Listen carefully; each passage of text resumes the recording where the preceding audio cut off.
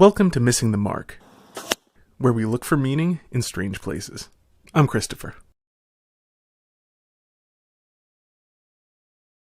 Recall is an author. Author. You run your own indie publishing house. You're a fourth dan black belt and run your own dojo. You're a programmer, the father of four, and I think I actually got everything this time of the major stuff. If you're missing it, so am I, which is entirely possible. So today we're going to talk about, and change the subject, social media, the different social media platforms and so on, because this arose out of a conversation for viewers. It arose out of a conversation where Russell was mentioning why he wasn't on Twitter for a while, and mentioned that Twitter seems to be dying. And I was asking what he meant by that, and it's a big enough subject we figured let's talk about it in a hangout. So I finally get to hear the answer. Well, okay, so the simple answer to your question, the short answer, you said, well, I'm going to reiterate your question a little bit more for the audience sake, elaborate a little bit more. The question was, what do you mean? Is Twitter dying, like dying and losing people, or is Twitter dead lately, like just my feed has been quiet, or you had a few other specifics in there. And the very, very short, brief answer to your question is yes. I get that, but it prompted more thought. I mean, there's a lot more going on there. So what I actually meant in the terms of the conversation was that my feed has been very, very quiet lately.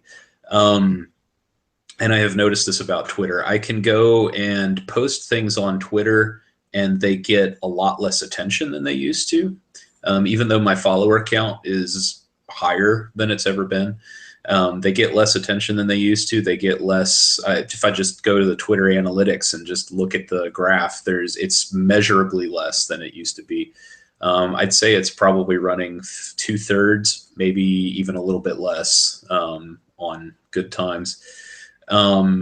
And I've also definitely noticed that I see less on Twitter that's of interest to me. I have a somewhat strange Twitter feed of what I follow. I have a collection of individuals that I find interesting. And then I also have a rather large number of news organizations that I follow for just to grab the information from that. And it seems like my feed has been heavily dominated lately by the news organizations, which are basically taking the same dozen stories a day and retweeting them on their feed 5 or 6 times. So my experience with Twitter has been that. But the question that you asked, I think, feeds into a lot more that's very interesting, because I think social media in general is going through an interesting phase right now. And the other reason I thought it would be interesting to just discuss rather than, just feeding out my thoughts is because the other part of the question that was feeding into the conversation was, what are my thoughts on Gab at the moment, the newcomer in the social media world. And as I was thinking all that through, it occurred to me that social media in general is kind of in an odd spot right now by its own history. Twitter is undoubtedly really struggling, right? I mean, it's been the talk on Twitter, amusingly enough, and on other platforms about how much Twitter's struggling for a while. And there's several factors going into it. One is that primarily financially, by the way, or well, they're definitely struggling financially, right? They have not turned a profit ever since they've gone public. They've been steadily losing money, not meeting not meeting targets, underperforming expectations, and their stock chart basically looks like a plane crash. And so they're definitely struggling financially. It's unclear what their traffic stats are at the moment. By complete coincidence, I was looking at an article about 3 minutes before we started chatting about actually about marketing on social media because it's something that I do. Mm. And it was talking about Twitter's Q3 2016 stats, and that their user base had grown at that point. But we don't have the Q4 stats yet. They'll, whatever they have, they'll be releasing in their conference call in February. So we're still a few weeks shy of that. But I have a few suspicions, and I suspect that it's down. My own personal experience partly plays into that. They have had a habit of banning some of their more controversial users lately, which depending on where you sit, you can perhaps find rationale for. But their more controversial users also tend to be the ones that are getting lots of traffic for them. So from a business perspective, it's not at all clear that that's a good call on their move.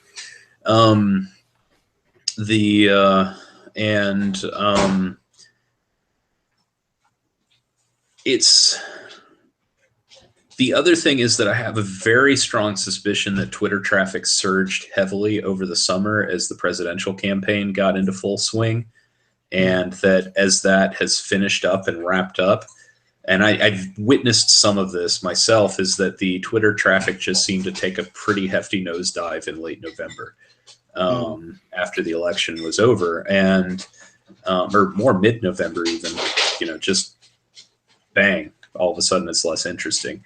Obviously, one of the key interesting characters, Mr. Donald Trump, has not gone away from Twitter at all.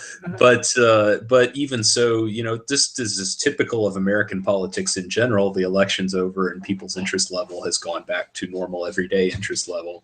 And yeah, I can remember actually in the early days of blogs, the early 2000s. A somewhat analogous phenomenon after, I think that there was a big explosion around the aftermath of September 11th. Huge, yes. For a while. Yeah, the war in Iraq, Operation Iraqi Freedom, and then into the election, and then I can remember Instapundit in particular noting like a big slump in traffic after the election. Yeah, and it's interesting you mention him because he's definitely one of the ones whose traffic basically exploded after 9/11, and he rode some of that. He rode that chart up on the rise, and I'm not at all surprised he had a bit of a slump afterwards because of that. I kind of gather, although I don't have, I'm not like you gave data, and my memory is a little bit iffy on this, but I think that happened too after other elections. There may even be an element of simple emotional exhaustion. It's peak for a while and then people just need that's certainly been true of the political blogs, which the people who spend their time reading political blogs can easily convince themselves that that's the large portion of the blogs out there, very easily. It's actually there's tons of other blogs out there on other topics that never touch politics, and those probably don't see that trend. But social media, however, has the interesting property that it becomes very hard to escape, even when you try, because I do try actually to avoid politics. There are people I find interesting, especially during the election. On Twitter, there are people I would, I'd see something interesting. I think person had something interesting to say here, but I would go and check their feed. And if there was too much political stuff, I often wouldn't, because I just find it too unsettling, and life's got enough stress as it is. So as somebody who tries to avoid politics, one thing I found is in social media, so many people who would not normally be particularly political become political during those seasons. They definitely do. And there's a number of things that happen in social media that are very interesting phenomena you could study all on their own of how politics is filtered through social media. It's definitely shaping things, and I don't even think I'm saying anything original when I observe any of the following. People say things on social media that they would never say in front of people who are, that in theory they know these people are reading their feed. And you would never say that in front of those people, and yet they're reading your feed and you're saying it. I see an awful lot of people, family members saying things like, oh, if you're a member of this party, just unfriend me, and I hate, and you're terrible, and blah blah blah blah blah. Both sides. I will not single out both sides. I've seen that all Absolutely. over the place. Yes. And just never stopping to think that probably half your feed fits into that category. Statistically, it's very likely it's close to half of your feed, and many of them are your family, right? Like people that you will show up later, and just it will never occur to you that say, all Republicans are bigots, or all Democrats are helplessly addicted to welfare. You say something like that, and it just doesn't occur to you that like your cousin or your nephew or aunt or whatever is reading this and is going to show up at family lunch next weekend and be like, why did you say this about me? Yes. And they take it that way. And like, I'm quite good at tuning this out. Like I see this on Facebook and I'm just like, I don't even care. You can say whatever. It doesn't bother me. My wife, on the other hand, is very not good at tuning that out. And she takes a lot of it very personally when she sees it. She's like, you realize you're talking at me? And she's getting very upset. And but see, I think that's actually the more normal reaction. By far. And I'm just odd that way. I just don't take a lot of offense by it. And, well, it's a funny, a very interesting phenomenon, actually, because, as looking at people and looking at that phenomenon, there's a massive disconnect between how people write things and how people read things, I realized, except for people who know how to do it as like a learned skill, that when people write something, they have a particular audience in mind, which may have nothing to do with the audience they actually have. As you said, they're aware that everybody who they are friends with, fake friends, Facebook friends with, may be reading their feed, but they're only thinking of someone, whether it's somebody really on their side or somebody really, really on the other side or whatever. And because everything out of virtually every human being's mouth is massively underspecified, so there's lots of detail to fill in. Everybody reading something assumes that it was written for them. Again, except, in a learned skill like you're describing. There's definitely that factor plays in. And here's the other thing. I have a weird thing, and it's definitely unusual in our industry, especially. Like, whenever I can avoid it at work, I will skip the email and go talk to somebody directly. That is unusual. Whenever I have the option to do so, whenever it's convenient, and which is actually quite often, because most of the people I work with regularly, we're actually in the same room. There's like a dozen of us with cubicles in the same room. And so usually I'll just try and get up and go talk to somebody and say something, because here's the thing that most people don't get. 75% of human communication is nonverbal.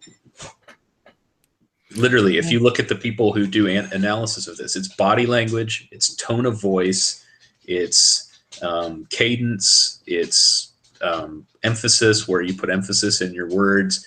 It's simple things like that are a huge portion of how human beings communicate with each other. And any text that you do at all loses every bit of that, right? So you can take the exact same sentence and present it, in various ways to different people, and your tone of voice can change that entirely, right? Oh yeah.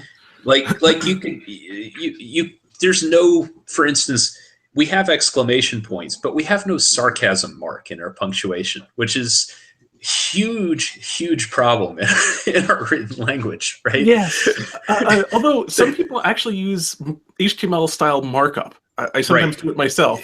That's becoming a thing in the last 10, 15 years or so. But there is, it is something that our language really, English at least, I don't know how other languages are, but especially American English really needs a sarcasm mark, because it's become such a huge part of the way we speak in Oh yes. in the current culture, but it doesn't have it. So you can easily have something that you write that is meant to be sarcasm, and somebody sees it on the other end in the wrong frame of mind and takes it completely literally. Oh Um, yes, and yes. and You know, I have had a small handful of interactions at work where I have written something that I thought was very clear, and I've even gone back and reread some of them and be like, man, I really thought this was extremely clear. And as soon as somebody else reads it, somebody's blowing their top and losing something. And I've had a few the other direction too, where I've read something completely wrong and gone that way. And I've just found personally that I can avoid so much of that by just going to talk to somebody. mm, Right. Because yeah. you just don't have that problem anywhere near as much in face-to-face communication, because all the other cues are there that people pick up on. Though I will Um, say, having a very dry sense of humor, like I like British deadpan right. humor. That I've got one friend in particular who never picks up on. I can be talking about the most ridiculous things, like well, there's this person who, and they like, chocolate ice cream, which means, of course, that they're wrong, and therefore bad. And he'll like think I actually mean this and start defending that people can have different tastes. And I've So actually had to start saying, like, I started catching myself actually. Oh, that was a joke. It was a right. joke. Uh, so even there, Well, but yes, no, that's sort of the you exception that can't proves the rule. perfectly avoid it. Like anytime you Yeah. have two human beings communicating, something will get lost. Right? Oh yeah, yeah. It is the No, way we are. We are flawed beings. yeah. No, it's But these. I bring it up as sort of an amusing exception that proves the, but it proves the rule is in that sense, because you're quite correct. I mean, writing in my email is experience, a very learned skill. it is a very learned skill, and it's surprising how many very well educated people are still horribly bad at it. Um, Yes. And so, that's my personal thing, is just that I've found that it's just much easier and generally more effective to just go talk to somebody directly. Mm, So, that's how I do it. And social media definitely has that problem, like yes. undoubtedly has that problem. But on the flip side, you have to look at a lot of the memes that get posted on social media, and quite a few of them, that is absolutely not their problem. Like, they are intentionally it's like there's no way to read that that's not insulting. Right. Yeah. But No, again, that's but you're very also true. correct that they're not really, they're not really intended. Sometimes they're not really intended for your opponents, political opponents, to be reading them. They are really kind of intended for your echo chamber to be reading them and coming in and agreeing with you on all of that. But sometimes Yeah. they're very deliberately meant to just fire up your political opponents too, and go Oh, with that. sure. So you do Yeah. have a handful of that, and I know, and I won't name them because they are actually people I like. But there are several friends and family members I have who post rather a lot of political stuff that is rather pointedly, blatantly offensive to certain subgroups, and it is there's no way they can read it and not think that it's that. And half the time you'll see them be like, somebody will come back and get offended later, and they'll be like, well, you should get offended if you actually think these things or whatever, um, so Yeah. there is absolutely a lot of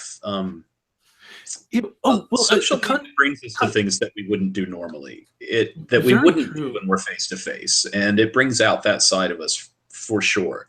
Mm. There's a concomitant thing I've noticed, or that works with it synergistically to the whole, the nature of underspecification. Because all language, Right. requires so much on context, and therefore, is underspecified. And of course, people will very often fill in what's missing so as to turn into an insult to them, because people are very, very often on the lookout for, is somebody insulting me? Have I offended somebody? Any nature of, is there something I need to worry about? So people will very often fill in the missing things that way. But something that works very synergistically, which I've noticed and I found very interesting, is that when people see things in print, publicly available in print, they get the impression I think, by subconscious association, that this is some sort of large majority view, even when it's Right. one person on their own. But the fact that this is in print in public means that, like, I'm a minority, and here is this huge, massive swell of opinion, and I need to speak truth to power, even though There's the even there's though it's just one definitely person with no. there's definitely some truth to that. It ties into something I was saying to you a moment before we went live, that it's very easy on the internet to pretend to be a much bigger voice than you actually are.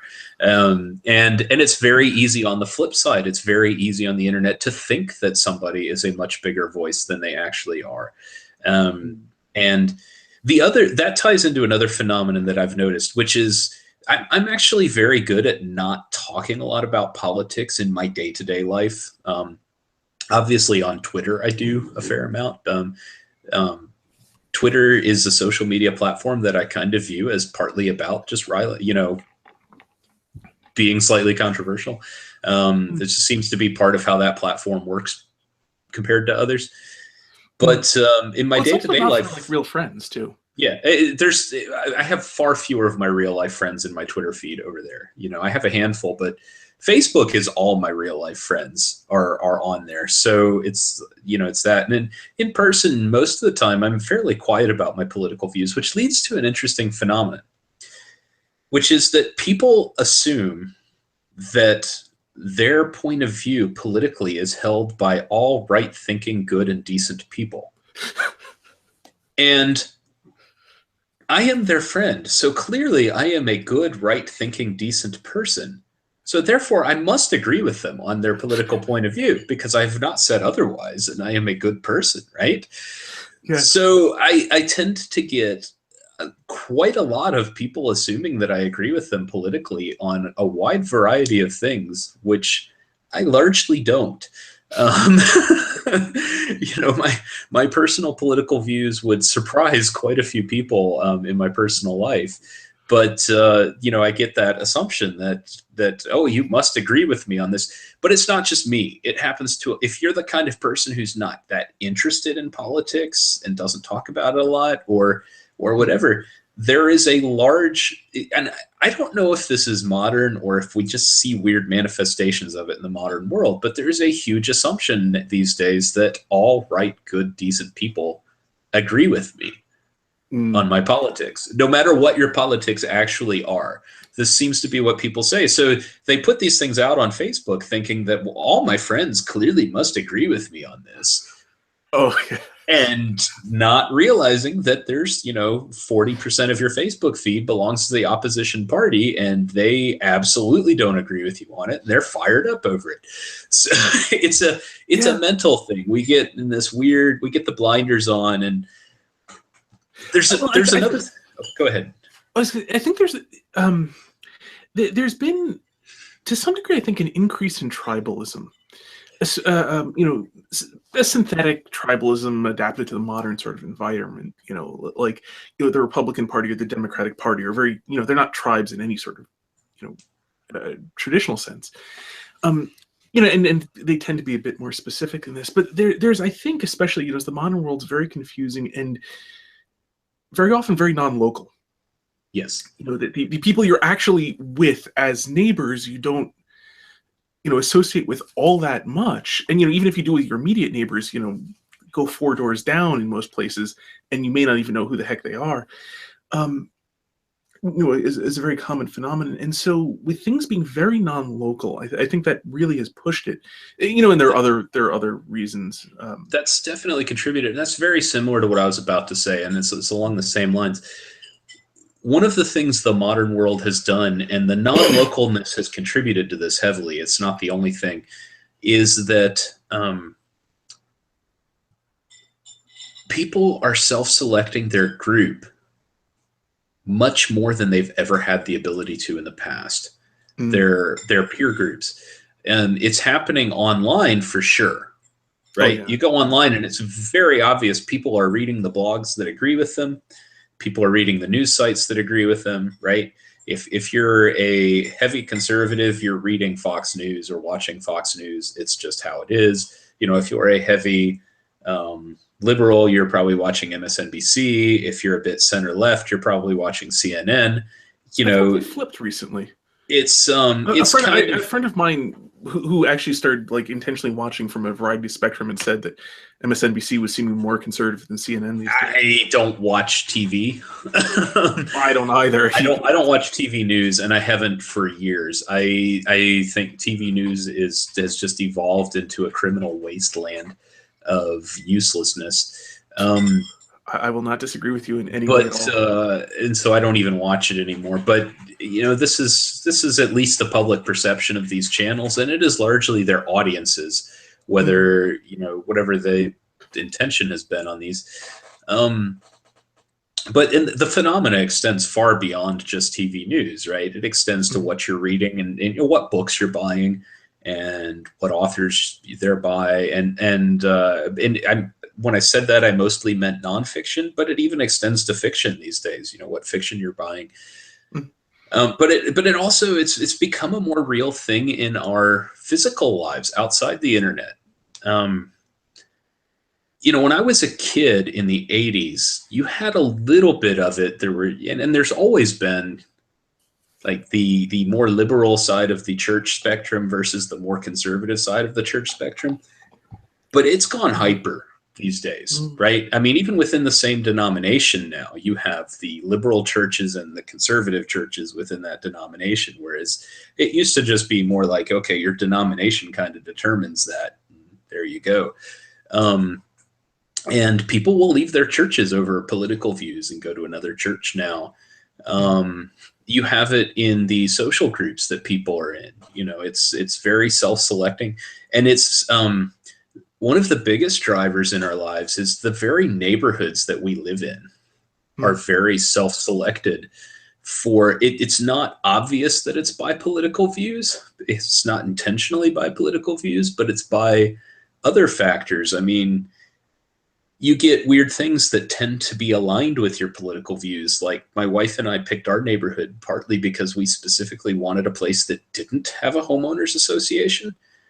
But, you get to a certain point of life and people want that homeowners association. They want the rules that come with it. And there's a certain kind of politics that tends to come with wanting the rules and regulations there, tends to want it in other places. And there's just a level of self-selection. The other thing I've noticed related to it is related to neighborhoods is when I grew up, when I was growing up, you would still see, you'd live in a neighborhood and there would be poor people in your neighborhood and, not maybe 1%ers, but definitely, richer people in your neighborhood.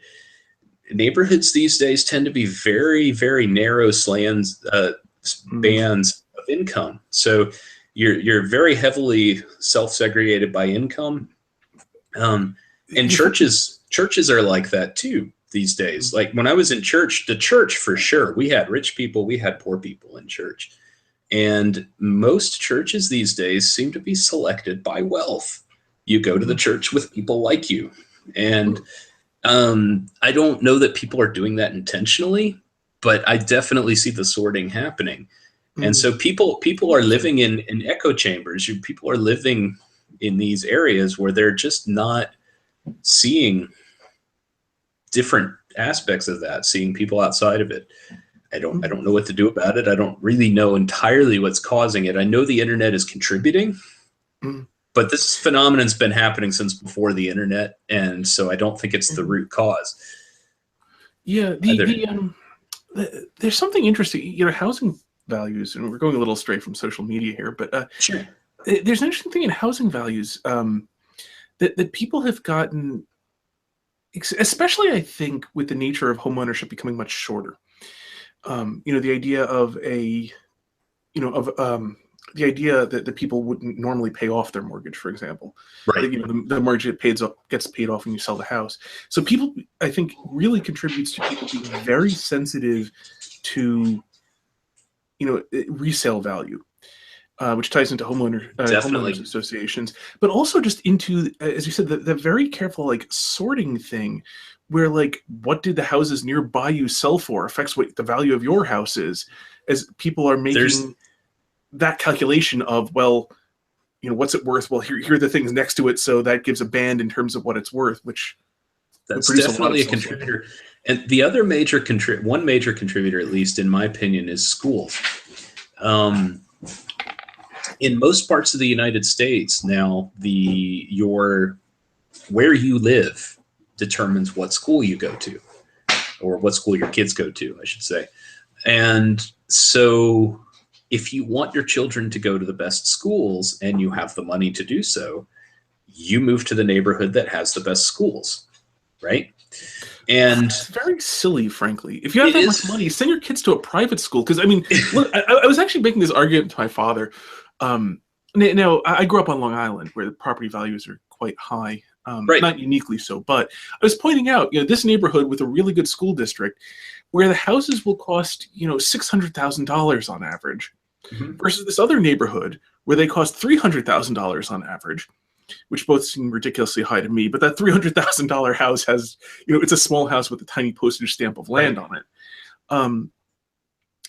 Crazy stuff. But anyway, but that's the thing. Like, if you look at the difference in like mortgage payments and so on for living in the one versus the other, you can pay for private schools, and the difference between these two houses, and they're the same, as just which neighborhood they're in. My wife and I did exactly that math when we decided where to buy our house. We ended up deciding to homeschool our children instead and just save the money altogether. But the neighborhood we're in, still by general standards, has pretty good schools. But if you go 2 miles south, you're in a completely different school district that is considered one of the best school districts in the state. And in that school district, the exact same house would probably cost us 50% more. And, if we got the same lot, same size, same house, same everything, about 50% more. And yeah, in our local area, you could pay for some of the private schools on that kind of money. And we definitely said that after school's over, and you save a lot more money. You save a lot more money, and I'm paying for the private schools and living in a much nicer house at the same time. I heard it phrased this way once. It's like everybody in America touts the value of public schools, and we must have these public schools. But what we actually have in America is a system that is very closely resembles private schools. But your very, very amazing private schools that is the wonderful best school you can afford also comes with granite countertops.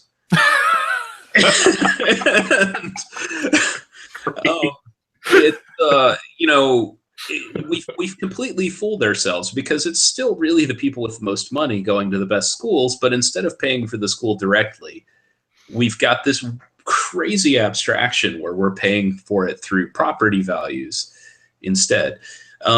It's an interesting topic on national character, because America is, I think it's a land of extremes, and it's something, I've talked to some people. It's something I mentioned actually to some British people, and they're saying, yeah, okay, the NHS you guys seem reasonably happy with the NHS, and essentially, many British people are. It doesn't work for everyone, but nothing works for everyone. Okay, whatever. But imagine for a moment you were to try to run the NHS with American patients and American doctors. Oh yeah, and American lawyers. Yeah, how well do you think that would work? And I had Birch like, I didn't think of it that way. I see your point. In America, we have people who put astonishing amounts of effort into being lazy. We do. I mean, just whatever Americans do, we put a lot of energy into it. Right. And I love that you say that. I do. I know people who put more work into being lazy, a lot more work into being lazy than it would take to just get up and do the work. Right? Yes. But we do. In America, it's a thing. It's a real thing. Oh, yeah. There are people who are, my mother worked as a tax preparer. It was a side job when I was young. And I remember she mentioned that there are people who will spend more money than they would save just to avoid paying taxes. Right. So to lower their tax bill, they would spend money that didn't do them any good just to have deductions. Right. Because for some reason, it was like they treated it as if it was a religious duty to pay less tax. That they do things that made no sense, that left them financially worse off, just so they could accomplish this goal. And I think that speaks to the American character, that we're very driven and we're very ambitious. Our ambition can go in very strange directions, can look like the opposite of ambition. But whatever it is, for each person, we pursue it with a lot of energy. We do. It is and if it's fooling ourselves, we'll put astonishing amounts of energy into fooling ourselves in ridiculous ways about what we're actually doing. We will. So anyway, tying this way back to what we started with, our culture has self-segregated heavily, largely along grounds that have ended up resembling ideological grounds. And you definitely see this in social media. People tend to follow people who agree with them politically on various things, and we build echo chambers online heavily. And I know several people who have even talked to me and said, well, but I don't want to build these echo chambers. I want to have these other things, but then people say these things that are so horribly offensive to me. And I'm like, I'm just done listening to that. I'm taking you off my feed. Right. And again, that's one that happens in both directions. So we do this. We definitely build our echo chambers. And it's hard to say, because we always feel like things are getting worse with this generation and whatnot, right? So it's hard to say if this is real or imagined, but I really feel like it's real, that there's less civil discourse about a lot of things than there used to be. Well, there are whole industries in uncivil discourse. Right, there are, and there definitely are, and there's people who make a lot of money off of it. They really do. Some people, Jon Stewart, etc. Jon Stewart, Milo Yiannopoulos, right?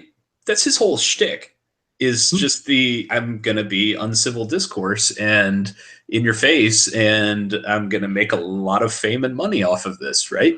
That's what he does. He's an interesting character, though, because every now and then he has these moments. He's fascinating, and I say this as somebody who just greatly enjoys the show. In his case, I mean, I find it hugely entertaining. But come on, let's be real. It's what his shtick is. Yeah, well, in part that's why I had been subscribed to his YouTube channel for a while, and then just, I don't know, after a long time of looking at every single one, I'm like, I mean, I know who you're trying to trigger, and I can see it would be funny, but yeah. And doing that 30, 40, 50 times in a row, something like that, I finally unsubscribed because I didn't watch anything. After a while, Yeah. No, it does. Although every once in a while too, there's something interesting in there's one I saw there's some college, and there was some feminist who was saying something, and he just paused and gave her this advice about is off-topic advice. Is like, I forget what it was. It was something effective, like, you don't have to worry so much, about, don't be so timid. You've got an opinion. Go ahead, say it. You'll actually, come across much better if you do. And what was interesting to me about it is it was excellent advice. Entirely practical, entirely off subject, and it was just. And every now and then you have those interesting moments from him, where he sort of almost breaks character, and will, because that's something I've seen in interviews. When very liberal people interview him, they all mention he's actually a really charming person in person. He has his charisma's off the charts. It's why he can get away with what he does, right? If he didn't have that, his shtick wouldn't work, right? Yeah, I can't do what he does, right? I mean, there's people who can, and there's people who can't, and his game is just not my game. I would have to do something else, but it works for him, and he can pull it off. But yeah, you're right. There's whole industries that do this, and sometimes it seems like social media itself does this. And this last election is an interesting example, because there's very decent evidence. And as a programmer, I've seen stuff that I find rather convincing, that some of the social media companies have actually directly tried to interfere in the election itself and what people are seeing on their feeds. There's also cases where we know Facebook has been caught and admitted that they've run social experiments on their users, Like deliberately trying to get people upset or find other emotions to deliberately manipulate user emotions based on their feed. They've admitted that they've done this. This Oh is yeah, weren't they acknowledged. caught when someone published a paper on it, Yeah, like a scientific paper? I don't remember exactly the story, but this is a legit thing. We know they've done it. They've acknowledged it. They've fessed up to it, and they've tried to downplay it because they really don't want people knowing that. Yeah. I suspect they do more than they have admitted to. And I'm in an unusual position compared to a lot of people because I use social media from both sides. I am both a user, like a just a typical social use media person who's on there, and I am an advertiser on social media. And in different capacities And too. in several different capacities, in multiple capacities. So I see it in ways that most people don't, which is something I definitely wanted to get to in this discussion. Um, Social media has definitely changed over the last couple of years in interesting ways. And this goes back to something I was saying very early at the beginning, is that I think it's in an odd spot right now. In the early days, it wasn't very much about money, right? It was kind of like the dot-com boom in 2000. You had a lot of these companies trying to get these big social networks built, kind of in this we'll figure out how to make money on it later kind of mode, right? It's all about money right now, the way they're operating. Except, you know, you have the odd cases like Twitter who can't seem to figure out how they're making money off of it, but they're struggling mightily and they're really trying hard to make money off of it. It's what they want to do. On the It's flip just side, you have Facebook, which has actually been extremely successful at monetizing their social media. They're oh making yeah. loads of money at it right now. But they've done it in ways that, as a user on both sides, I seriously wonder if you're not going to come back in a year and just be like, Facebook, what happened to you? What happened? Because I see what they've done is, and this is what Twitter is trying to emulate. If everybody has taken it in the political sense, like Twitter is trying to censor people's feeds and control you politically, but really what they're trying to do is make more money off of you, the way that Facebook did. So, you know, there was a big kerfluffle last year, early summer, late spring last year, when when Twitter changed its feed from being the linear, straight feed, you see everything in exactly the order it came through, to we're going to show you the preferred tweets now, right? Yeah, Well, I remember. yeah, it was huge. It blew up a lot of people, and everybody's like, "Oh, it's politically motivated. It's horrible. You're censoring my feed." And there may be a little bit of that. I don't know, but I can guarantee you it's mostly money driven because Facebook made this change years ago. They went through this and they made the change years ago. And as an advertiser, I ended up being an advertiser on Facebook at just the right time to watch this change happen. Because when I first opened my dojo 3.5 years, almost 4 years ago now, when I first started planning to open it and started doing stuff on social media for it, was 4 years ago now, the Facebook feed was mostly linear. It was pretty much, you see, it was that way. And what happened was, when I put something up on my Facebook page for the dojo, everybody who followed us would basically see it. Okay, not everybody, because not everybody sees everything, but I could count on a particular percentage of people to see it more or less every time. And you know, with if I posted it at different times, it would affect it. But if people were online at about the right time, they'd see it. Okay. Well, they started changing to this system where you don't. And then because there's an algorithm behind it now, various factors affect, you know, if I make a post on my feed, people may not see it at all. The people who follow me, it may never filter into their preferred posts feed at all. Well, why are they doing that? They're doing that because they want me to pay to get that thing to show up in their feed. And it started out minor, right? But 4 years later, I can tell you now it's huge. Like, if Facebook still followed the rules it had 4 years ago, I could put a post up right now on my Facebook feed and probably guarantee that about 500 or 600 people would see it based on the follower counts that we have. If I go and do that today, right now, with the same follower count, I would probably get about 30 or 40 people to see it naturally. And if they happen to really like the feed and like it and share it a few times, that'd go up to a few hundred. But to get that same few hundred people guaranteed, I have to pay to advertise that post, right? Yeah. So Facebook wants it to operate this way because they want people like me to pay the money. Oh, Okay. Yeah. I mean, and they've been very successful at this. And compared to other forms of advertising I can do, it's still actually a very good return on investment for the dojo, at least. It hasn't worked out that well for me in books. But in the dojo, it works out pretty well because every new student I get brings a pretty substantial amount of revenue. So, the amount that I'm spending on Facebook is fairly trivial for that. It's kind of the inverse with books because each book that you sell doesn't bring very much revenue. So if I spend the same dollar amount to sell a book that I spend to get one customer at the dojo, the return is totally different in what it's valued at. But, so this is still generally a good deal for the dojo. But I definitely pay a lot more money to get the same results than I did 3 years ago. But as a user, I've noticed what has happened is that I see about the same dozen people, not just companies, but people in my feed all the time now. And some of them are completely broken. It's like you're not putting in people that I really care about.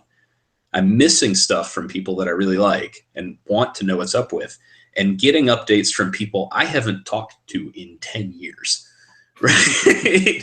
Yeah. And it's doing this as a feed, and it's gotten to the point, frankly, where as a user, I've found Facebook to be almost unusable now. Like I found it to be that about a year and a half ago. And it's been about a year and a half. It's a point where it's like, I don't use it as much for personal stuff, by far less for personal stuff than I did 2 years ago, because it's just, I log in and I see the same posts I saw yesterday. Wait, what? Why am I doing this? And they've started optimizing it so much for that money that it's losing the utility that it originally had once upon a time.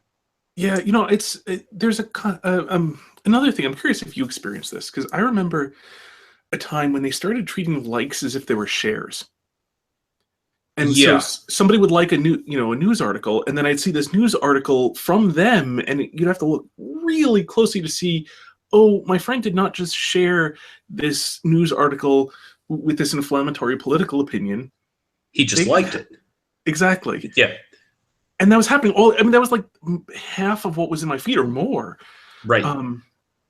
I finally, did, this is right as I was tailing off, I finally started following a few people, less people, more businesses or something, whatever exactly, that would post like 20, 30 pictures of reptiles a day. And, at which point that actually was, that started to, because I would like all of them, or half them at least. And so, the algorithm would actually show them to me, and that was starting to, drown out some of the stuff that I had no interest in seeing. Of course, I then had a friend actually at the bow shop saying, can you stop, sharing all of these, snake pictures? I don't like snakes. And I explained to him how to actually turn off seeing stuff from that source. And it's just, at a certain point you hit the spot and you're like, this, as a customer, this isn't useful to me anymore, right? I'm not getting anything of value from it. And so I actually think Facebook is running a very real risk of, they're making tons of money right now, and I think they're running a very real risk of becoming too successful, where they're so successful at monetizing their platform that they kill it. Yeah. That may well be true. They do have the benefit of it being addictive to at least some people. They do. And I'm not guaranteeing that they'll do that. But I have generally seen that Facebook, I don't know, Facebook's usage seems to be down to me. It's hard to quantify it exactly and say what it is, but it just seems like people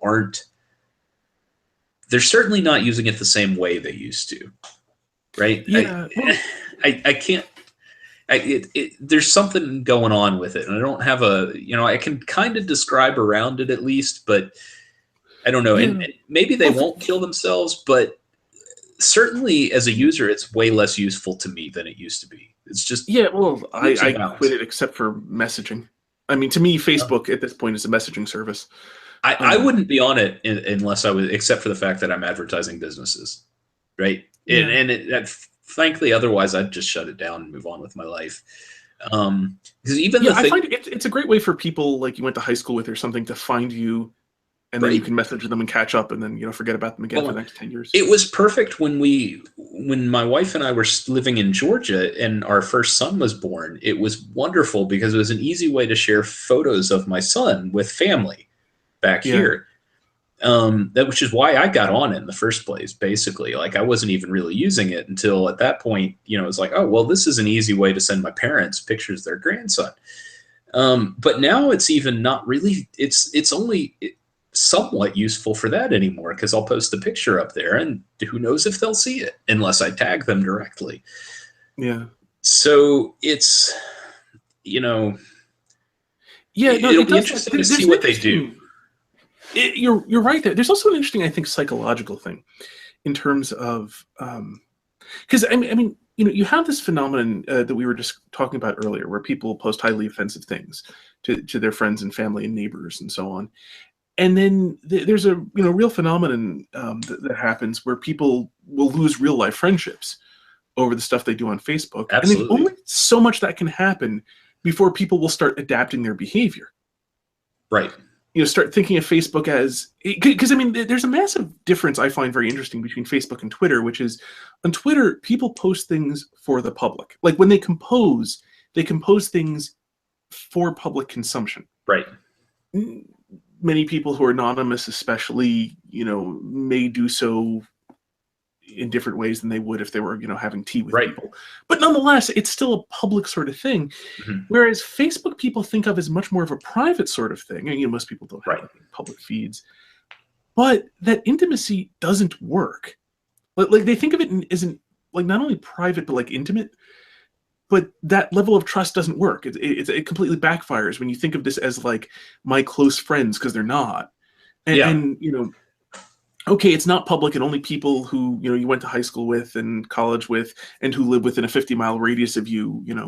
Okay, fine, but your cousins and your neighbors and so on, they might as well be the general public in terms of how much you can assume they know about your goodwill and that you don't mean things in an offensive manner. Yeah, that the guy I haven't seen since high school, who is following me on Twitter, they don't know what my goodwill is anymore, right? We have no connection. The people that I barely knew in high school, and I'm hyper aware of this. Most people aren't, but I am very aware of this because I've specifically accepted friend requests and sent friend requests to people I barely know because I use it as a marketing platform. Right. Yeah. So it's like I want as many people out there to get the message as I can. So I'm friending everybody left and right. I meet somebody at a party, Facebook friend request, boom, it's right out there. It's I do this a lot, and because there's monetary advantages in it for me. So I'm hyper aware of the fact that there's a huge number of people on this list that I barely know. Right. I've got people on my Facebook friends list that I've met like once in real life. And I'm probably never going to see you again in real life, but you're still friends with me on Facebook, and that's great because your friends are seeing my ads now. Yeah. Well, and, it is good for that. Like for a while, I was going to a climbing gym, and you find one person, like connect with them on Facebook, and suddenly it becomes easy to connect with everybody else. In which case, you then have to mute them on your feed. But it is very useful for messaging and stuff. Right. Because you don't want to see their dumb political opinions. But on the other hand, not so much dumb political opinions as they're like rabid political opinions. Even if they agree with you, like somebody who's just shouting about, how awful other people are is just right. Yeah. But and here's sort of the point I was getting at. If you are as more and more people lose friends on Facebook, and there becomes more of a culture of watch what you say and treat this like, at the very least, a community get together at like town hall, not like your best friend in your living room. the point where you're basically just composing things for public consumption anyhow, and using that level of like intimate detail and that level of that level of like guarding what you say, watching what you say. Facebook is terrible for public stuff. Like why are you putting that much effort into something with such a narrow audience that can't grow, and that in any event has just a very unpleasant interface to use?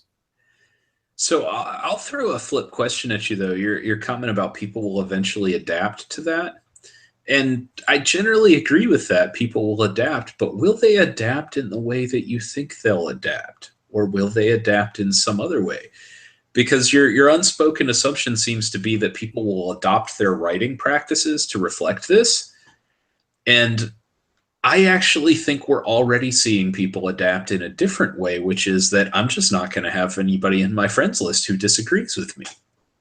And I'm going to turn it into that kind of an intimate gathering where I can say those kinds of things by excluding everybody else. And this is a phenomenon I'm already witnessing in a lot of cases, and I think it's going to get worse. Because here's the flip side of things, that I really hate to say this horribly, but there's the old internet saying that most people are idiots.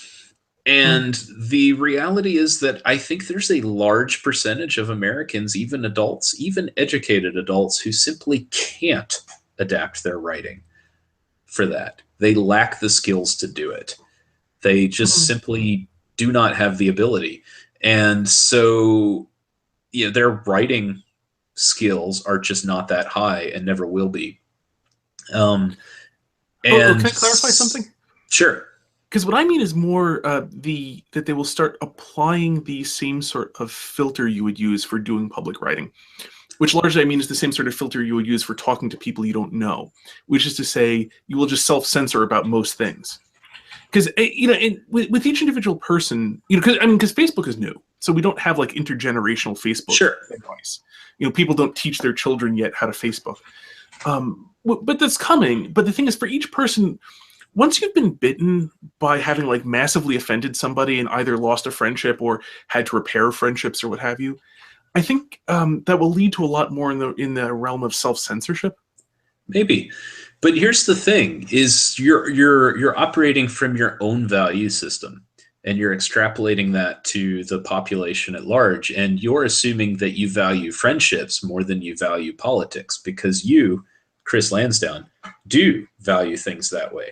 But there's a large subset of the community that doesn't, that literally, like I've seen, the one that I've seen that's very common, and I will pick on one side of the political spectrum this time because it's what I've seen recently. I'm quite certain somebody could find a counterexample to this from the other side, but I saw right after the election, I saw quite a few posts that were like, if you voted for Donald Trump, just unfriend me right now. Right? I saw a large number of them, and I wasn't on Facebook at the time, but I'm sure I would have. They meant it. A lot of the people on the feed meant it, right? And okay, I'll say this: I don't talk politics a lot. Voted for Donald Trump. Don't feel bad about it. Had some family members posted that who I'm fairly certain really wouldn't have been that upset if I'd taken them up on the request. Defriended. They mean it when they say it. Even some family members, they mean it. They literally mean it. So what you're seeing is that there's a different value system where, unlike value, instead of valuing the friendship, they actually do value the politics more than the friendship. And I am not convinced that the public at large has the value of friendship that you do, and that you're putting on that. I think people are fickle, selfish assholes. And it's kind of who we are. So I'll make a comment that could easily spawn an entirely separate discussion, but probably want to rein it in before it does.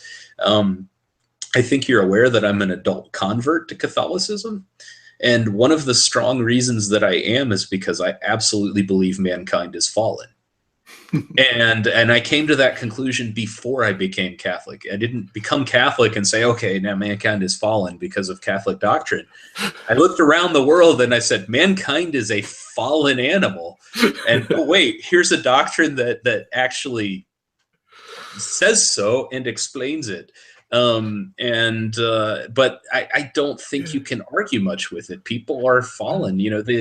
The nobody's perfect saying that we have, I'm only human. We say these are so ingrained in our culture as sayings because they're true. That is very true. Actually, Chesterton famously said, I think it was in Orthodoxy, that the something to the effect of, it's not an exact quote, that the doctrine of the fall of man is the one empirically provable doctrine of the Catholic Church. Just Absolutely. Go out into the street and you could see it anywhere. Yeah. So no, I mean that is certainly true. And the funny thing about the ideological thing, though, is that almost all of the people for whom ideology matters so much, it is a proxy. They don't care about the ideology itself. It's what you said earlier. It's tribalism, and yeah. And we've done two things which tie into that, which are very unique to the modern world. The rest of human history largely has not done this. One is we've made it very abstract, our modern tribes. We've continued to take them up and up and up, more and more abstract. And cross blood. And crossed. And a strange example of this that I had a discussion with my Latin professor when I was in college, who was also a history professor as well. And, he was pointing out there's this weirdness in Alabama that's left. Every state has its weirdnesses, but Alabama has a weird one. When you pay taxes, particularly property taxes around here, you pay them to the county. You're paying your property taxes. When you write the check, I live in Madison County, but when I write the check for my property taxes, I don't write a check to Madison County. I write a check to whoever happens to be the tax collector for Madison County right now. That's who the check is supposed to be written to, and it gets cashed. And my professor was explaining that this is a remnant from the medieval era. When in the medieval era, when you collect taxes, you collected taxes as you, and then you took your share of that and passed it on up the chain to whatever entity you were collecting taxes from. But in most of the modern world, we've moved past that to a more abstract level. I don't write my property tax. In most of the world, you don't write your property tax to Mark Craig, tax collector, which is, who it was. I'm not sure who it is right now. He was for a long time in our county. In most of the, most of the country now, you write your taxes to this. And even in Alabama, for most things, it's like, I have to collect sales tax as part of my business, and I pay that sales tax to the state of Alabama and to Madison County and to, so on. It's just this one weird leftover remnant of it because we've generally moved more abstract. So that's part of what's happened in our world. Everything in our world's moved more abstract. And our tribes are part of it. We don't tend to belong in we don't tend to view ourselves as being part of, the such and such tribe on this river, living on this cliff anymore. We view our tribe as, we don't even view our tribe as I'm of the tribe Alabama anymore, right? Which is how we kind of viewed it before the Civil War. Now our tribe is Tribe America, right? So we've gone such a huge level of abstraction. And that's part of it, is we've done this in so many ways. And political parties are a big abstraction of tribe now as well. It was actually, by the way, something I really liked on a blog post you had 3-4 back now. The one where the person was asking you for advice on how to respond to something. And you began the post with, first, let me say, please don't send me these. Yeah, because I don't want to get involved in that. Yes. But the one that was really interesting was when you mentioned, and don't assume I'm on your side. Even though we may share, a political thing or something else, I'm not wholly on. The only person that's entirely on my side is my wife. Right. And there's one minor asterisk in my wholehearted agreement with that idea, which is that there is something in the Catholic doctrine of the universal brotherhood of mankind, in that we're all creatures of God, and therefore we are in one sense all on the same side. It's one of the benefits of having God who created everything, is that we can actually all be on the same side. But that's a very abstract point that has relatively little practical application. That's definitely more abstract than I was going in that post. No, I know, which is why it's a very minor sort of asterisk. But it was actually something I really like that sentiment, and as you expressed it when you said the only person who is completely on my side is my wife. I forget if you flipped it around, that the only person whose side I'm entirely on is my wife's. But either way, it's an incredibly Catholic sentiment. I think I said it that she was on mine, but it's definitely both. And I make a side comment very quickly that part of the problem with modern marriages is that we don't view marriage that way anymore. And it should be. Like, that's how you're going to make it work. It's like, that's the one person who's on my side, right? We'll have our squabbles. That doesn't mean we don't, but we're on team our family. Exactly. Which is a very Catholic way of looking at it, actually. It's something that's missed, but within Catholic social teaching, the fundamental unit of societal organization is the family. Right. Not the individual, which is where libertarianism goes wrong, but the family. Mm-hmm. Absolutely. And so I did really like that aspect, and but also what going along with that rejection, sort of implicit rejection of tribalism. Right. That is, whatever super tribe I may sort of be a fellow walker with, I don't pledge my body and soul to you. Right. And, so I've lost my thought here. I was talking about we went abstract as part of it. No, it's not just you. I talked too long on that one topic. I forgot the other part. But the other thing is that's what it is. The other thing is we've also, as part of society, we've started to make it so wrong to be a part of other lesser tribes in various ways. We've taken away the ability to be part of these other tribes. We've vilified a lot of them in so many ways that you have to go abstract with it. There's no other outlet for this anymore. I see something similar a lot in the martial arts world. One of the things that is valuable in it is there are so few socially acceptable outlets anymore for testosterone. So when you can provide one, you've found somebody you've done a real service to them for. But there's also just, there's no socially acceptable outlets for tribalism anymore, except politics. Right. And so that amplifies it. It's kind of, a strange phenomenon of what you said the last time we spoke about. Anytime human beings judge something, it becomes weird. We've judged that these outlets are not okay. And so the result we've gotten is weird. It's a strange result. And we definitely have that. And I've seen people sit down and explain why I don't get involved in all of these things, because essentially it's just tribalism.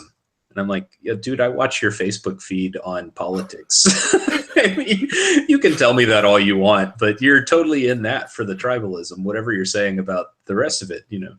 One guy in particular who defriended me a while ago, but he was all like, I don't get involved. I don't like football because all it is tribalism, my tribal team against your tribal team. And I'm like, dude, the only thing about politics with you at all is the tribalism aspect. I mean, that's all it is. But people can't see that either. Like, they get it. He honestly gets the tribalism thing, right? He clearly understands it and just cannot see this aspect of his life that is completely ruled by that, the same way other people's are. Well, that's interesting. Your point too. It's a very interesting one about having deemed relatively healthy outlets for tribal and tribalistic instincts to be forbidden. That that sort of instinct isn't allowed to find any sort of healthy healthy expression, because I mean, the patriotism, as Chesterton talked about it, actually is, has a lot of that element of that. I will be loyal to this simply because it is what I am a part of, and somebody else will Right. have their loyalties to that other thing because they're over there, and that's all healthy and fine. Here's the Um, thing. Here's the thing that my friend was missing, and I hate that he defriended me because he was actually a friend. Um, but that's what he does. I don't even know why he did. He just did. It was probably not related to that. But here's the thing that he misses: as human beings, we can't separate ourselves from tribe. Okay, we can think we have, but we can't do it. Right? We are tribal creatures. It is part of our makeup of who we are. So he's convinced he's done it. He's absolutely convinced that he's just not tribalistic at all. But really, what he's done is he's just elevated his tribalism to such an abstract level that he can't recognize it for what it is anymore. mm, And that's really more dangerous than anything else, is the assumption that he isn't tribal, the mm, conviction that he isn't tribal, being so strongly convinced of that, is more dangerous than the tribalism itself. Because if he even recognized it for what it was, all of a sudden it takes on a totally new character. Like, I mean, it's my tribe, whatever, I'm for them. But okay, yeah. I'm for them because they're my tribe, and maybe we can settle down and talk at the end of the day. Yeah. No. Or, But or at the very least, respecting somebody else from a different tribe for having a loyalty to their tribe, which right. is a natural And tribal and thing. he the same person was absolutely able to see when people on the other side of the spectrum were merely being tribalistic, right? He could absolutely see that clearly, but he had no respect for it because he was convinced he Mm, was above it and beyond it. This permeates social media.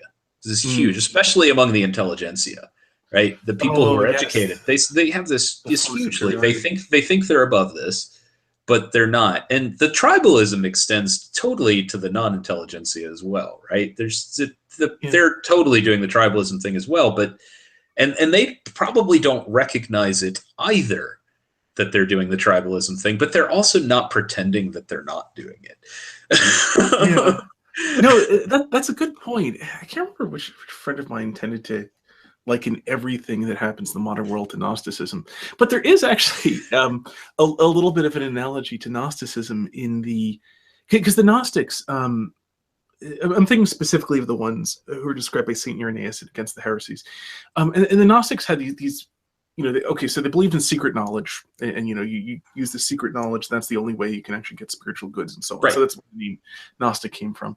For the benefit of viewers who are not too familiar with ancient heresies, um, but one of the curious things about the Gnostics that they did, because uh, there is a really interesting distinction between people that they made, which was there are the people of the it was like the people with the material spirits, the people of the I forget the terms now, but essentially spiritual spirit and people of animal spirits. And the people of spiritual spirits, because matter was evil and spirit was good. So the people who had the spiritual spirit, nothing they did mattered, because they were spiritual, so they couldn't get attached to matter. So it was fine for them to fornicate and have sex with other people's spouses and so on, because that didn't drag them down at all. And the people with the material spirits, well, it didn't really matter because they had no hope. But they said the Christians were tend to be people of animal spirits, where they had to be good. If they were good, then they would ascend. But if they were bad, they get dragged down into the matter. So Christians had to actually follow all the Christian morality. But the Gnostics, who are all of the spiritual spirits, they were beyond that because it didn't matter anymore. Um, Right. And as Saint it's Irenaeus funny described that it. you bring that up, because I've seen several people comment, and I think they make a very fair comment, that the central heresy of our age is largely Gnosticism, just wrapped up in a cloak and called by other names. And I think there's a lot of truth to that, and your statement very well fits with that as well. Yeah, and it also it ties into what you're saying about people who have kidded themselves that they've ascended above. Right. Um, their baser instincts. It's funny actually. This came up in RCA. I was talking with people. I technically I think that director likes to call it facilitating or something. But in any event, I teach a few RCI classes, like 2 of the RCI classes. That is 2 evenings in the whole of the classes in the process. I've for a bunch of years I've gotten the Catholic moral system. But anyway, so it came up. We were talking about the people who look down on having children. Like using the term breeders for Right. For people who have children, and the people look at it and say like, well, cows and gerbils can produce offspring, so our producing of offspring is just like that. And I was pointing out, well, first off, cows and gerbils don't produce people, so there's one kind of important distinction. But another thing is that this is really turning things, essentially upside down. It's looking things the wrong way around. That it's not. We are given the ability to cooperate with God in the creation of people. That there are people who come about, and we are the actual, implementation of God's creative act of making people. And so when we look at the cow and the gerbil, who make new cows and new gerbils, that we get it wrong when we look down on this and say, oh, well, we're like them, so this doesn't matter. We simply don't pay enough respect to the amazing thing that cows and gerbils have been given. Yeah. And it's a general problem. People look down on matter so much in various ways, but the spider who's a millimeter long, who hides under your toilet in the bathroom where you never see, catching flies, is as intimately present to God as isn't anything else in the universe. And so we look down on dust, but the dust is equally present as everything else to God. So it largely speaks to our own simple screwed up sense of what's important, that we prefer whatever can be put in an executive summary and think more likely it would be to make an executive summary the more important it is. But there's sort of presumably a reason why time proceeds at the rate of 60 seconds per minute and isn't run on fast forward. So anyway, so about that material spiritual distinction in kidding yourselves, it's a fascinating topic, but bring it away from Facebook, because sure, it summarizes my view of Facebook. We spent a lot of time there. Yeah, we did. It summarized my view. I saw so many memes that I liked and shared saying like, this is Facebook, this is a toilet, learn the difference, that occurred to me, if I'm sharing it this many times, maybe I should learn something from the fact that I'm sharing it so many times. That's when I stopped. So so moving off of Facebook, which I think does legitimately dominate these sort of discussions for the economic reasons you had mentioned. In Twitter and Gab, so since we talked about Twitter a bit, what do you think of Gab? I'm not entirely sure what I think of Gab yet, and I think that's largely because it's still in a position of you kind of have to wait and see. Gab is interesting, and I know if you had asked me a year ago, I would have absolutely said that free speech is not a killer app. It's not something that people will give up whatever other platform they're using for. I'm still not convinced that it is, but I'm no longer convinced that it's not either. Largely because the other social media platforms have done such a good job of meddling, like we've talked about earlier, that they have definitely created a market for Gab that would not have been there otherwise. But I can't figure out what Gab's real strategy is beyond that. And I think they still have to have one. I don't think free speech on its own is enough at this point. I think it's enough to have a network that is up and exists and is functional, but I'm not sure it's enough to get the kind of mass you need to really hit critical mass for a social network. And we should keep in mind that hitting that critical mass is really hard. Google couldn't do it with Google Plus, right? Google Plus, in my opinion, was in every way a better social network than Facebook. Everything about it was superior, and it just couldn't get the critical mass to get off the ground. So can Gab do that? That's its real question. It does seem to be growing at a good rate, but it also still seems to be in people's mind the kind of the alt-right social network. And there's some legitimacy to that, because an awful large portion of the people on it right now, that's kind of why they gravitated to it. And some of that is a factor of the other social media basically saying you're not welcome here. Yeah. Which is I'm going to tangent for a minute because I do think this is related. There's a problem happening in American culture that I see as very bad, that I think Gab is a symptom of, which is why I'm going to tangent on this for a moment, which is that we have, there's this saying that some on the alt-right have taken to sarcastically from the way they've been treated, of the SJW left wing. There's no place for that in our culture, right? There's no place for this. There's no place for that. There's no place for the other. Well, you can say that all day long, okay? But those people are still going to exist. So let's just talk about racism for a second, okay? There's no place for racism. Now, I'm not endorsing racism. Don't take this conversation the wrong way. But if we decide there's no place for racism in politics, okay, and we just blanket declare this, there is no place for racism in politics. Okay, I agree with the sentiment, but there are still going to be racist people out there, and those racist people still have other concerns that are not related to racism at all that are legitimate. Okay, they still need jobs. They still want to feed their kids. They want to put their kids through good schools. They want their kids to have a good future. You know, they want a roof over their head. They want all the same, you know, they want general freedom the same way we do to go about their lives and do everything, right? And then they also occasionally want to go talk something kooky about racism, right? That we don't like, and we say, hey, no, you can't do that.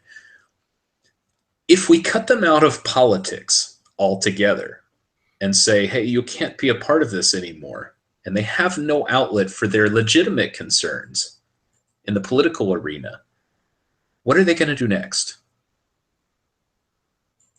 What's left to them? The only thing that's ever left when you cut people out of politics: violence, right? Yeah. That's I was what's going to left. say revolution, but yeah. Yeah, same thing, right? You get to the same Yes. answer. So you have to leave a place for them. Okay. Yeah, they disgust me as much as they disgust everybody else. But if you don't leave a place for them, you are opening up worse problems. Okay. You have to leave something, because that's what makes the American political system work. Okay. It works because everybody believes they have a chance to have their voice heard.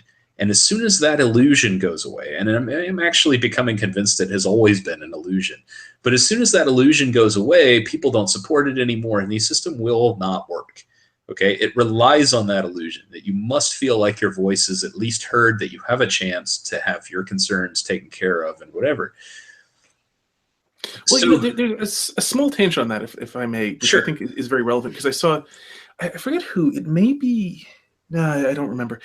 But someone was making a very interesting point about wealth in America, and was saying that it was something like 50. It's something like 70% of people will spend at least 1 year in the top 10% of earners. It's big in America. Yeah, it's a very large number. It's at least 50, and Yeah, it may I be forget, as high as 60 or 70. yeah, I forget the specifics. It was, you know, like, and then it was, you know, like 20% of people will spend at least 1 year, you know, in the top 5% of earners or something like Right. that. And it was like of the people, you know, it was something like, you know, at least 10% or something like that will spend at least 1 year in the top 1% of earners. The interesting thing being, this really plays into the American psyche in terms of, you know, how people think about their future, because they don't think about their future as like, you know, the minimum or the average, but people do think a lot about, you know, what's the best that I will achieve, and so that is a real coloring Right. on the psyche. And so I think this relates to what you're saying about you know, needing to feel like your voice gets heard, even if largely that's an illusion. You know, for you know, small minority groups like you're giving an example of, or whatever it is. You take a more ridiculous example like flat earthers. Right. Like if such people actually exist, they may only be an example. I don't know. But in any event, the point being that that they may not, it may be that in 95% of cases, their voice being heard is essentially an illusion. But the fact that there may be that few percent where it actually does get heard on something for some reason, I think has a similar psychological effect that Sure. The mere fact that it often doesn't matter, but people live for that small percent of time when it does. So I think that especially, that colors it. Absolutely. Absolutely, I agree with you. And, and people, honestly, most of the time you can live in the exact same circumstances and you just feel like somebody actually listened to you. Then, okay, no, I'm going back to my life now. Right? I've seen people get horrendously upset over something and go in and just griping to you left and right. And then you just let them know, yeah, I hear you, man. And, I hear what you're saying. I can't do anything about it. I wish I could, but I hear you and I'm sorry and I sympathize. And then all of a sudden they're okay. Yeah, they just want to hear, so just want to tell somebody, right? They just want somebody to listen to them for a minute, somebody to, care. Yeah, I've often wondered if Congress critters, if their staffers work the office, like if they, have secret labels saying, receptionist/therapist. So anyway, tying that back, Gab is kind of populated right now by people who there's no place for anywhere else, right? It's not the only people there by far, but it is certainly a large portion of the people there. Like they're the people who have been told there's no place for you in Facebook, there's no place for you on Twitter, So okay, it's kind of their place, and it's good that they have a place, but if Gab really wants to be very successful, it ultimately has to move beyond that.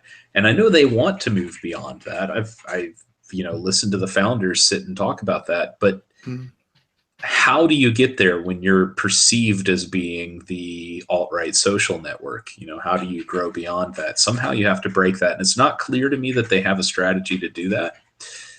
And beyond the free speech issue, it's not clear to me that they really have a vision of what they want their social network to be.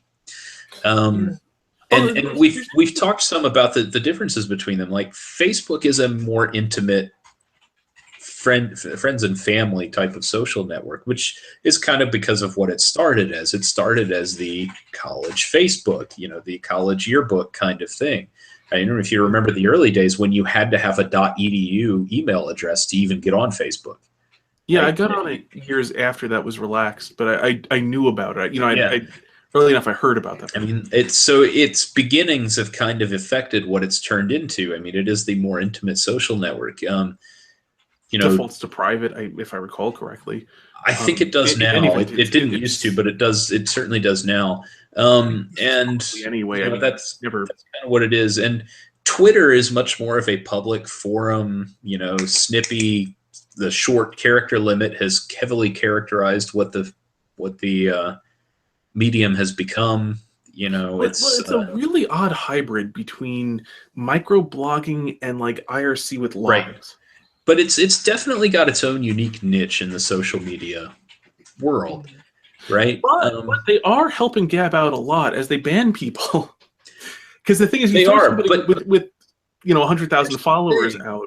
Here's the thing: is that Gab seems to want to be the replacement for Twitter, and yet if you use Gab, it is also clearly not Twitter. Right? It's got its own unique flavor to it, and it's not clear to me that they really strategically know what do we want to be as a social network. What is our niche? What is our uniquely Gab feel? That's gonna. And that's the thing is, at the end of the day, if you want to build a social network, I think you have to differentiate it from the ones that are out there, because if you don't differentiate it, if you just try to build a Facebook clone, you're screwed, because Facebook has all the users for that already. And social networks are definitely driven by network effects. The more users you have, the more valuable it is. Although, and here's an interesting thing about Gab, Gab style ones, which I think, because I think you're completely correct about Facebook. That there's kind of room in the world for like one Facebook. Right. Probably there, several, essentially depending on, like, if there's a Chinese Facebook, I know Facebook does something in China, but there's room in emerging markets to have something like a Facebook that is like tailored Right. to your culture, and such that they could grow. But that sort of thing aside, like in like in the English speaking world, there's room for one Facebook because that is nothing but network effect. Right. That's all the ability to find the people nearby you and so on. But when you move away from that, I think the thing you're talking about in terms of people wanting to self-select, and one thing I will say in favor of echo chambers is that it is possible to have productive conversations with people who share enough premises with you that it is possible to talk about something other than your premises. This is true. In a way that if you don't, and I talk to a lot of atheists, and there's nothing we can talk about because we fundamentally block on, premises like does thought actually work? So, like that's one thing to say there, but the nature of that, seeking out things like echo chambers, I think there's a lot more room, because like I think, Twitter, at least I get the impression that Twitter is actually like a large collection of Twitters that don't really interact with each other very much. I very much think that's true, but here's the problem, because I see where you're going with that, but here's the problem. Fundamentally, running a social network costs money. Mm-hmm. And it has to come from somewhere.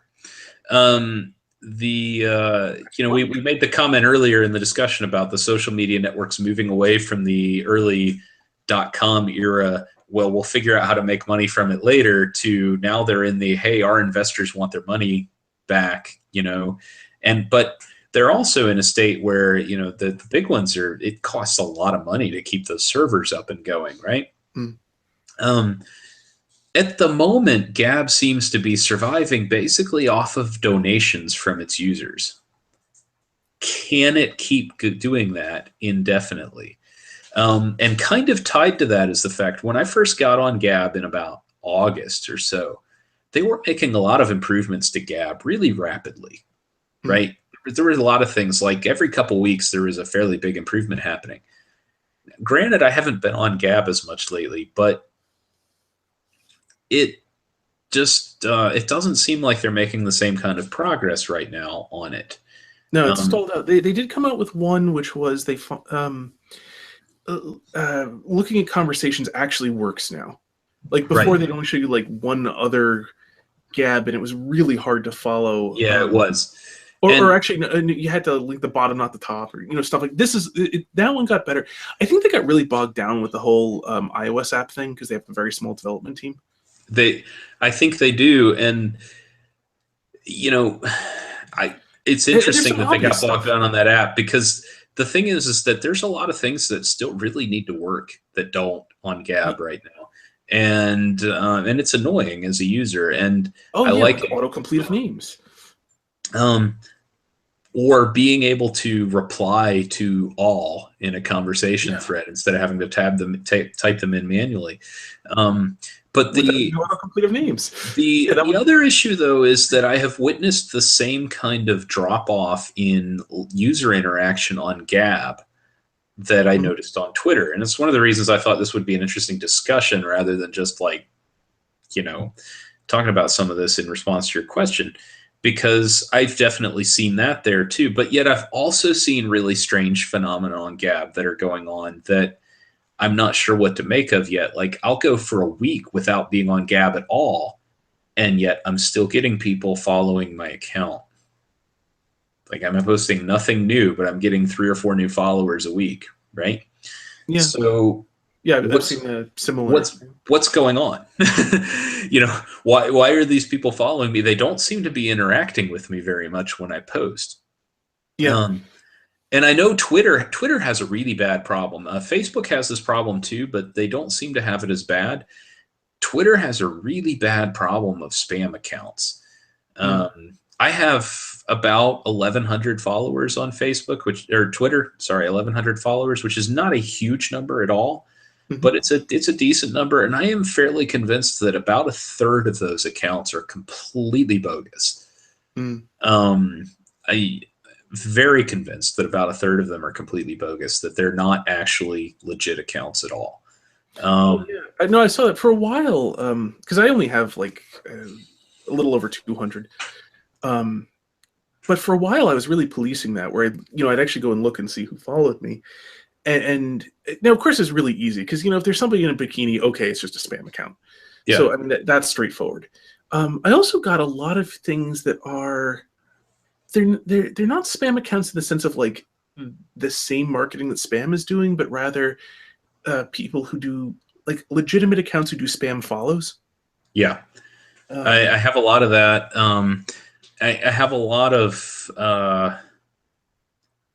of companies that follow me that clearly they want me to follow them back. Yeah. There's a lot of just useless people following me on Twitter. I'm a little worried that that's coming to Gab with some of what I've seen. I'm not sure. I don't know, because Gab does have that. It still has a little bit of that, like very, very early culture of like go around and follow people. It does, and that's the reason. I know we had this discussion a while back because that's the reason I got on it. More than anything was I'm like, hey, this is new, and I can get on it now and ride the wave of when it's really a small, tight-knit community and actually get something from it, which actually to some degree has worked. Not like overnight success degree, but to some degree it's worked. But the other problem with Gab right now is it's grown enough that it's lost some of that. It still has some of it, but it's lost what it had in the early days too.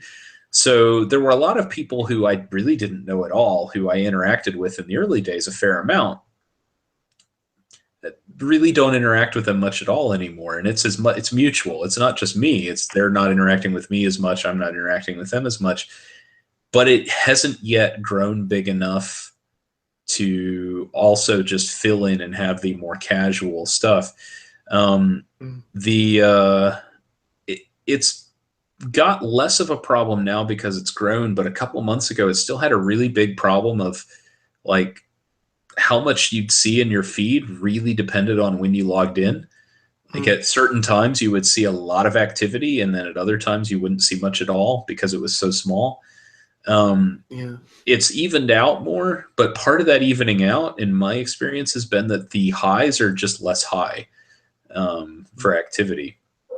So the thing is, I'm not down on Gab at all, and I don't think that what I'm saying should be taken that way, but I'm also kind of scratching my head trying to figure out where they're heading next. Because I don't know where they should be heading next, but my bigger concern is that I don't think the guys running it really know what they're doing next either. I don't think that they have a strategic vision. I think I get that feeling, or at the very least they haven't shared it. That's true for sure. That is absolutely true that they haven't shared it. And I just don't get the sense that they have one. It feels a little bit like the idea is almost let's try to see if this is enough of a market to get going. Because the one thing I am kind of thinking about the nature of social networks that are not Facebook style ones is that it may well be possible to sustain them on significantly lower user bases. That is to say, there's room for a bunch of Twitters. Sorry, what? It might be, but then and I guess that's part of where I'm heading is that the Gab also, the best I can see, the closest thing to a strategic vision I've ever seen out of them is basically that seems to be the desire to kill Twitter. Mm-hmm.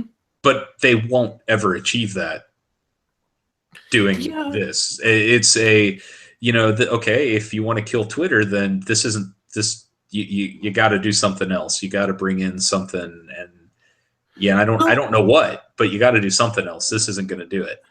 Although it's funny, my oldest son plays this game called Worms. It's a one of those browser games, Hmm. and it's an online cooperative game. Oddly enough, or Snakes or something, I forget. Anyway, it's one of those where the thing you go along and you eat these little glowing dots, and then like the classic game Worms, if you run into somebody's body, you die. Right. Yeah. Well, the interesting thing though is when you die, like you turn into a collection of these glowing dots that somebody can eat Hmm. and grow quite a lot from. And so you get the interesting effect of when you have, because some of these will be like 1,000 times longer than others, and they get much wider. And so when you see one of these like giant behemoths coming through, every once in a while they die, and it's like a whale fall. If you've ever seen Blue Planet, because when a whale dies, and after it bloats and it finally sinks, like there's a feast on the bottom of Right. the seafloor for like 2 years, as a truly massive amount of nutriment as what's his name would say, has suddenly arrived from the Hmm. sky.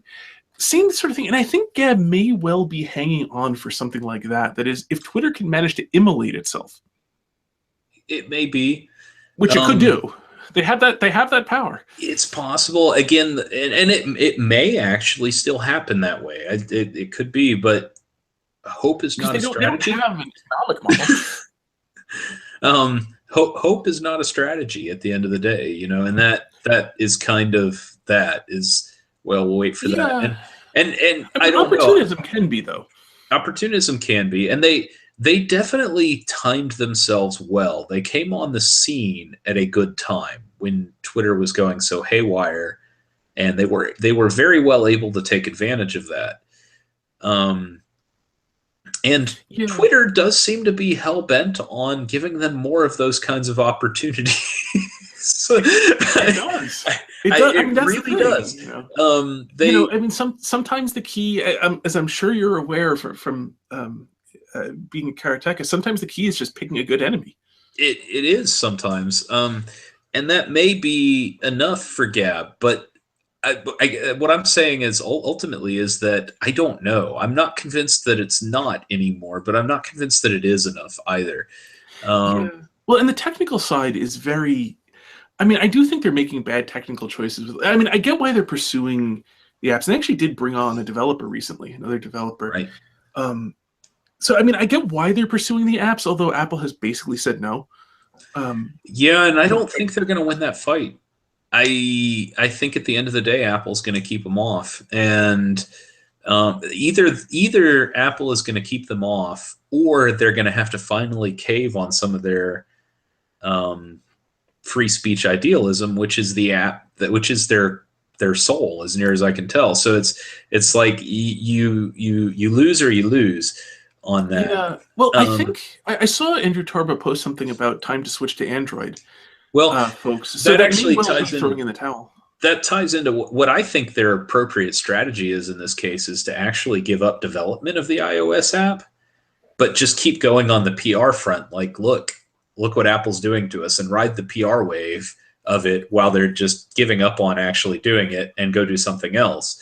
That to me is the right play here, because then you get the publicity out of it, but stop wasting your resources on something you're not going to get, Yeah, and jump from that. I get why they want to that be may on be what they're doing. iOS. Maybe Yeah, I get why they want to be on iOS, because it's the dominant thing, and I see users on there all the time. Like, where's the phone app? Where's the phone app? Where's the phone app? And I'm a different class of user. That's not the way I interact with these kinds of things, but a lot of people it is these days. It's their yeah. dominant way of computing is on their phone. And It's Apple also is great if you ever want to post a picture.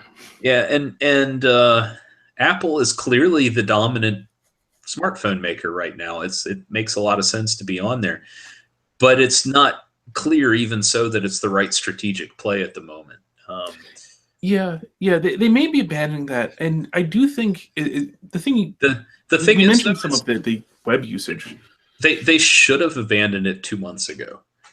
Mm, I mean, it was clear then that Apple was. I mean, they've been running through. Apple has been giving them hoops to jump through for months. Here, do this hoop, and then we'll let you on. Here, do this hoop, and then we'll let you on. And they really should have said about 2 months ago, like, okay, we're done. We're not going to keep doing this. But instead, they've thrown their resources down the rabbit hole. on it, and they have so few resources to begin with. Those are precious when you're that small, Yeah. because the whole team is what, like 3 or 4 people right now. I mean, it's tiny. Like it's a tiny team. It's a very tiny team, which has its advantages. When you have a team that small, you can be very nimble and react to things very quickly. But that's the problem, is they're not being nimble that way, in the way that they should be as a small team. Yeah, especially on the web interface, which is the only interface so far. Right. As you said, like the fact that the reply to all, I think, is significant. I mean, in particular, because it's really, really hard to carry on a conversation. Yeah. The other thing I'll tell you as a developer, and I think you'll get this very quickly as a programmer yourself, is that I think they made a mistake by trying to jump on an app at all so early, because the app is going to be built on an API that they're building under the hood. And the problem is that their platform is so immature at the moment that that API is going to change radically over the next year. And I think that they would have been far better off working on that API more and letting it mature more before they went and built other apps based on the API. It's a resource usage thing again. It's like, get this right first. Yeah. Because otherwise you're going to have to go changing all these other things a lot. So I still have a lot of high hopes for Gavin. I would like to see it succeed, and I wish it a lot of luck, but I scratch my head at a lot of their decisions, and I don't know. And the other thing you mentioned earlier is that some of this really ultimately just comes down to luck, right? Even if you're doing everything perfectly in the business world this way, sometimes things just come down to luck, and you either get it or you don't. Classic example in our industry is Microsoft, right? Really well-run company in the early years. They were doing a lot of things right, but there's no way they would have ever become the behemoth they had if IBM hadn't shown up at their door and said, "Will you please make us an operating system?" Right? That's luck. You can't plan for that opportunity to show up at your door. It does. You can be ready to take it or not ready to take it, but you can't make the opportunity is just being in the right place at the right time. And Gab has clearly had some of that, but are they going to have enough of that? Again, it's an area where I think they would have done better to keep focusing on their web interface while they were growing, and to have the improvements coming, and to keep that momentum going of saying, "Hey, look what we're doing. We're getting stuff done," rather than, "Seriously, guys, we'll have an iPhone app as soon as Apple lets us," for a couple months.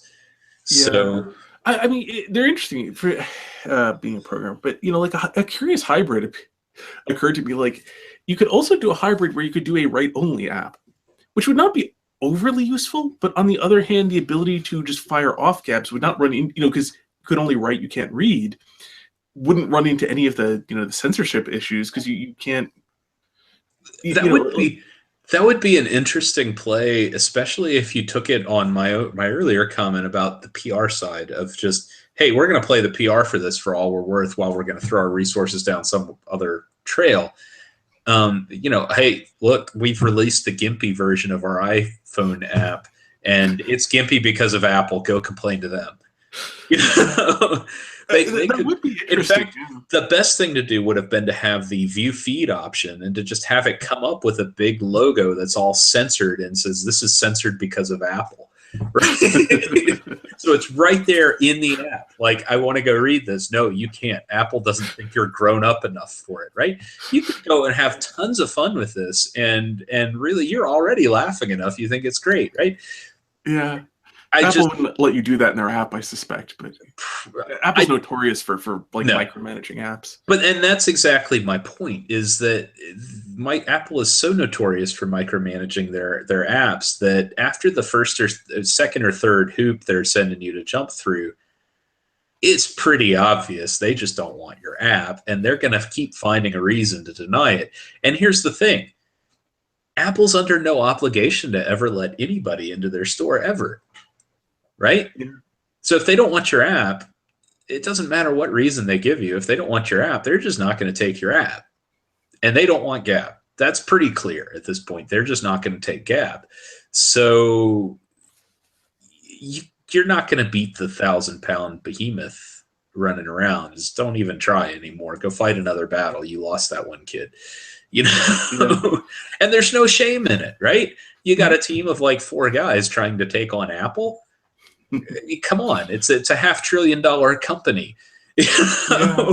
Well, actually, it's funny you mentioned that. There was an interesting post I saw reposted technically, about there's a user or two where they mentioned where Andrew Torba, the CEO of Gab, mentioned to the accounts. I think one of them was like John Rivers or something. That like, yeah, every single complaint they had was either one of your posts or this other guy's posts. My wife told me about that earlier today. The exact thing. It's and that's ultimately what it really boils down to, is that there's a handful of people that they really do want to silence, right? It's a censorship game. You can argue whether you think they're justified in censoring these people or not, but ultimately that's what it is, and that's what Gab is fighting against. That's why I made my point earlier, is that ultimately they have to choose. Are we going to actually give up our free speech principles and censor these 2 guys so that Apple will let us on? And that's what Apple wants. Apple is trying to break Gab. Okay, they are honestly trying to break Gab. Or do we just give up on Apple? Apple's not going to give up on this. They're forcing Gab to make a choice.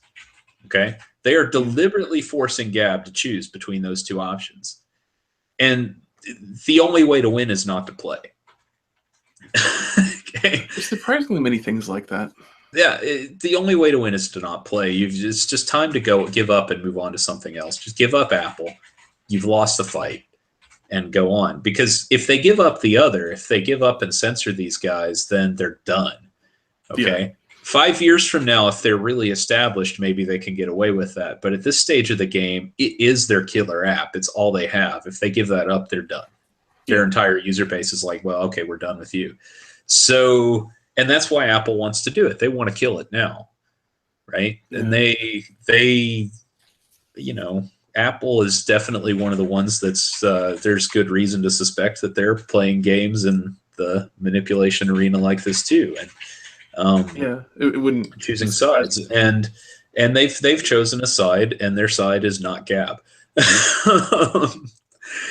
Yeah. So, now there is one interesting technical difference aside from Gab's deficiencies that we've talked about between Gab and Twitter, and I've actually found this a lot more.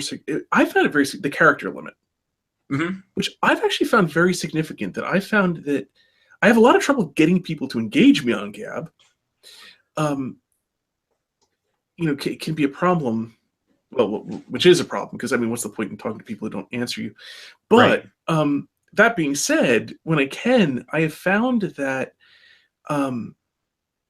Gab really, the 300 character limit is much, much better than Twitter's 140 character limit, because you can get about the same sort of thought out, but you actually get to put in enough words that it makes sense to the people reading it. I wonder how much that scales. Ultimately, this boils down to a thing about people too, because the 300 character limit versus 140 definitely matters if you're trying to have any kind of in-depth dialectical conversation. Well, yeah. But most people don't think dialectically. Most people think rhetorically. And 140 character limit is pretty good for rhetoric, actually. If you can't say it in under 140 characters, it's probably not very effective rhetoric anyway. So, and that runs into a problem, because I feel your pain, because I spent large portions of my life trying to have conversations with people dialectically and trying to figure out why this wasn't working. Like, don't you want to do this? Don't you want to have it? And the answer is no. The answer is just straight up no. They don't. They don't want to have a dialectical conversation. They want to hear something rhetorical that's going to get them fired up. And that's and that goes back to the other thing about Facebook, is at the end of the day, a lot of people like getting fired up about politics.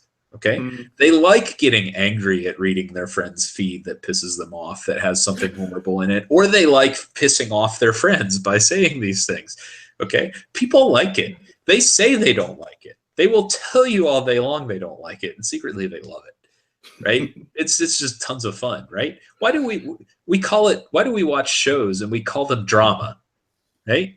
We say we don't like drama, but the shows we watch on TV, the movies we watch, the books we read are all full of what? Drama. It's Yeah, what people want. It's entertaining to us, right? mm. It's No, that's certainly true. In fact, something I was keyed into at one point, looking at as involved in roller derby for a bit, and one thing I discovered is that whenever anybody, for the most part, whenever anybody would say that they don't like drama, that was their I don't know, what were they, cover story, declaration that they were interested in drama, whatever you want to call it. right. Um, but that was the way they would introduce the fact that they were really, really hoping for a bunch of drama. Yeah. It I, took a little bit of time to figure that out, but I got it. I had a conversation with a friend of mine the other day too. We were going out to lunch, and he was talking about some interaction he'd had with somebody else, and I was, or one of his neighbors. He was talking about some interaction they'd had, and I had to explain to him, I'm like, look, there's a certain class of people who like to play this game called Let's You and Him Fight. And their whole entertainment in life is to find two people and just try and get them riled up until they fight each other. And then they're sitting back watching in glee going, you guys are fighting. And they're entertained by it. Right. And you see that class of people on social media a lot. They're huge. They're out there. But, there's just a whole mass of people who that's fun to them. Right. And frankly, I think they're the majority. They're the honest majority. And the folks who don't find that fun are the ones who largely aren't on Facebook. Right?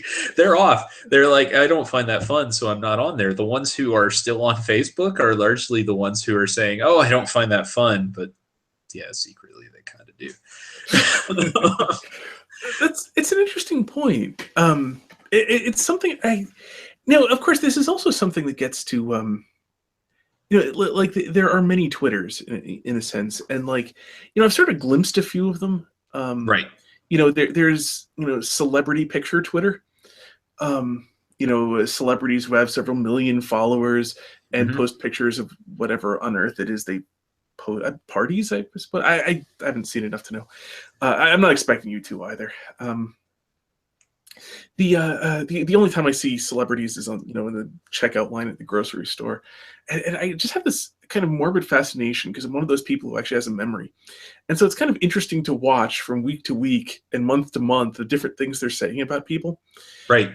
And see the waves of it and see the the various things that just utterly get forgotten about and get replaced by completely other, often contradictory things about the same people. Yeah. And I just sort of look at it and I find it kind of interesting. Your market's not people who can remember things, is it? I mean, actually, it's funny. The same thing actually afflicts people paying attention to politics. Absolutely.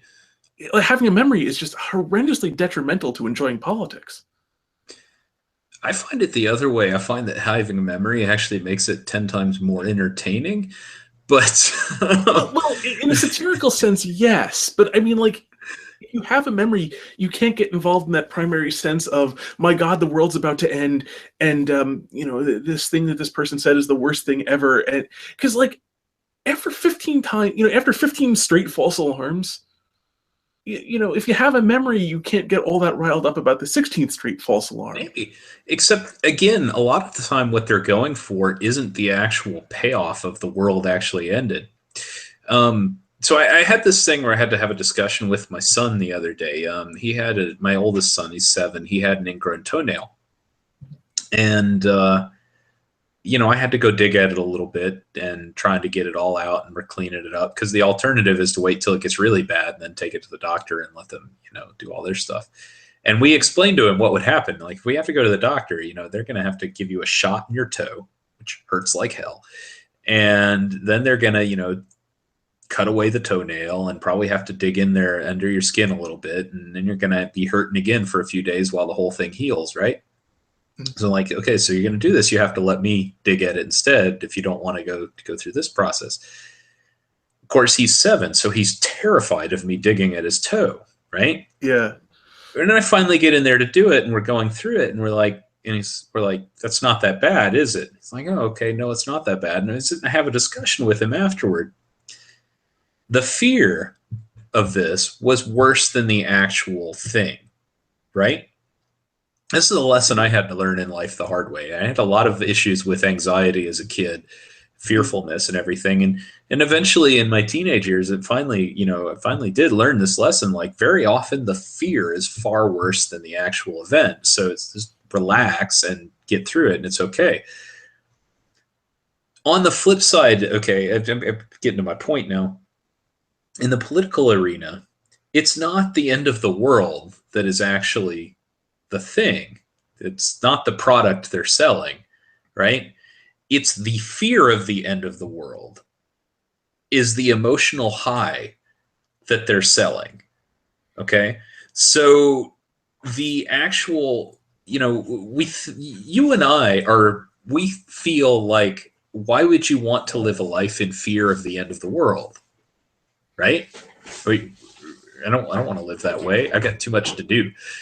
But there's a large number of people out there on both sides of the political spectrum that the emotional roller coaster of, oh my God, the act of getting riled up, the act of getting upset over this person is an emotional high, literally an emotional high. It's some kind of cathartic thing. It's what they do and what they enjoy.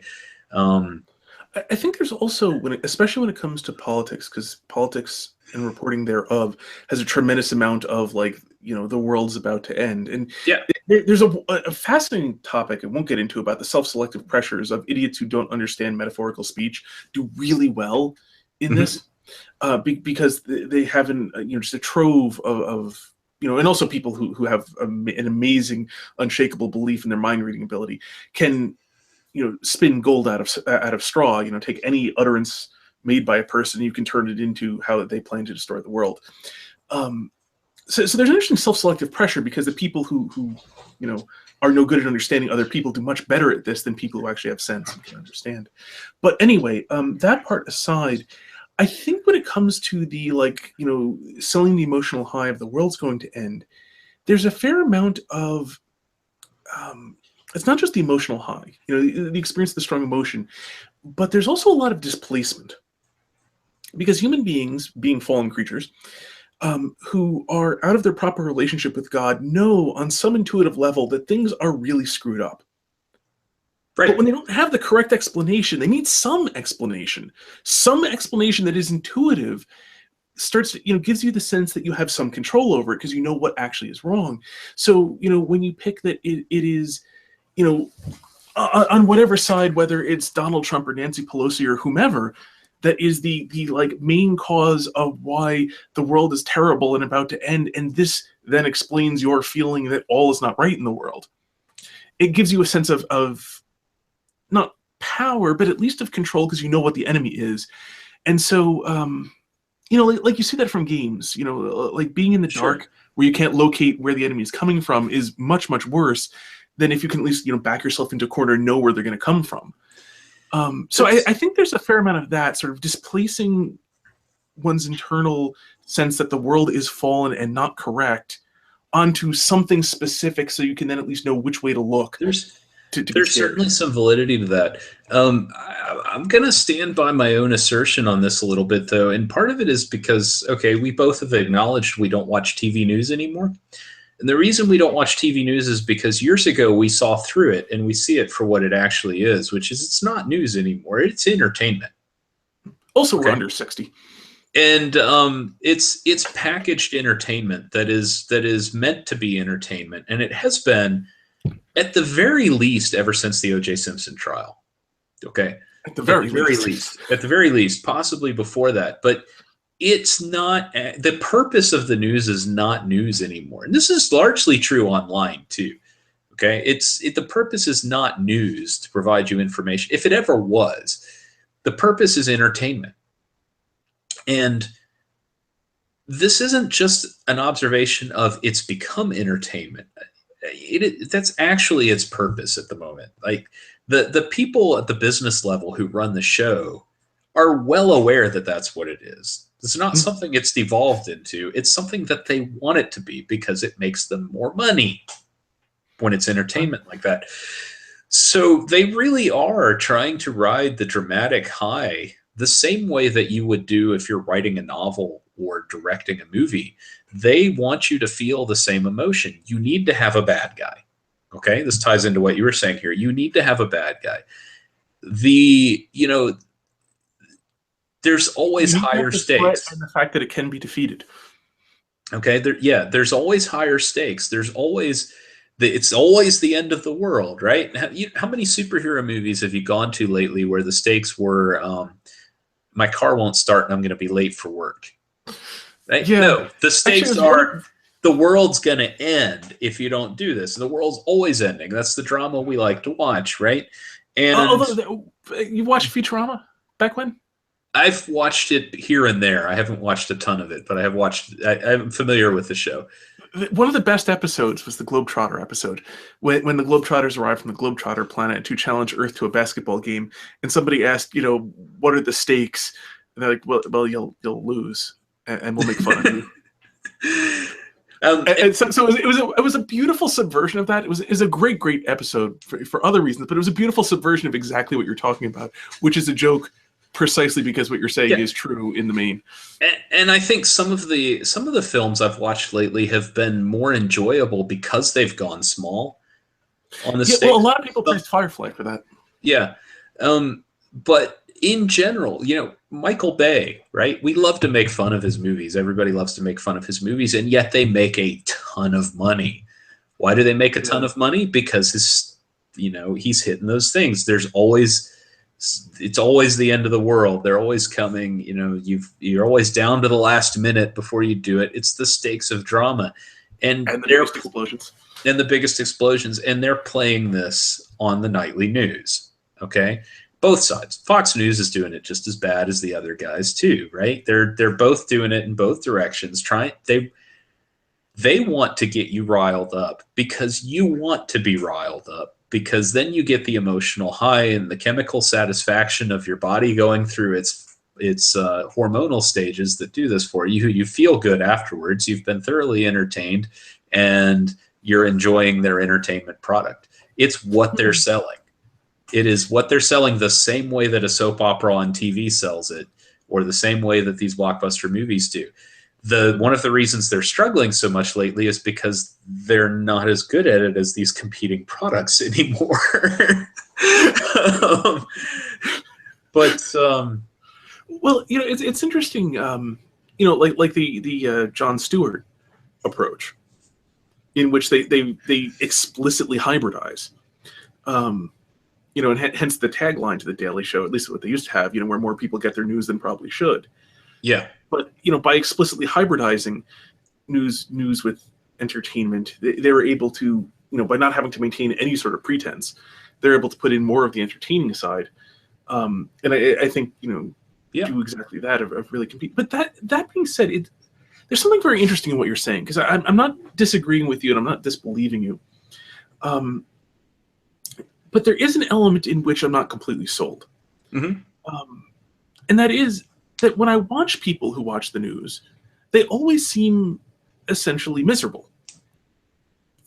During, after, there's much of the rest of the day, they just they remember it and think about how terrible it is, and they just seem they have to spend a lot of effort to be happy at any point in their life during the day.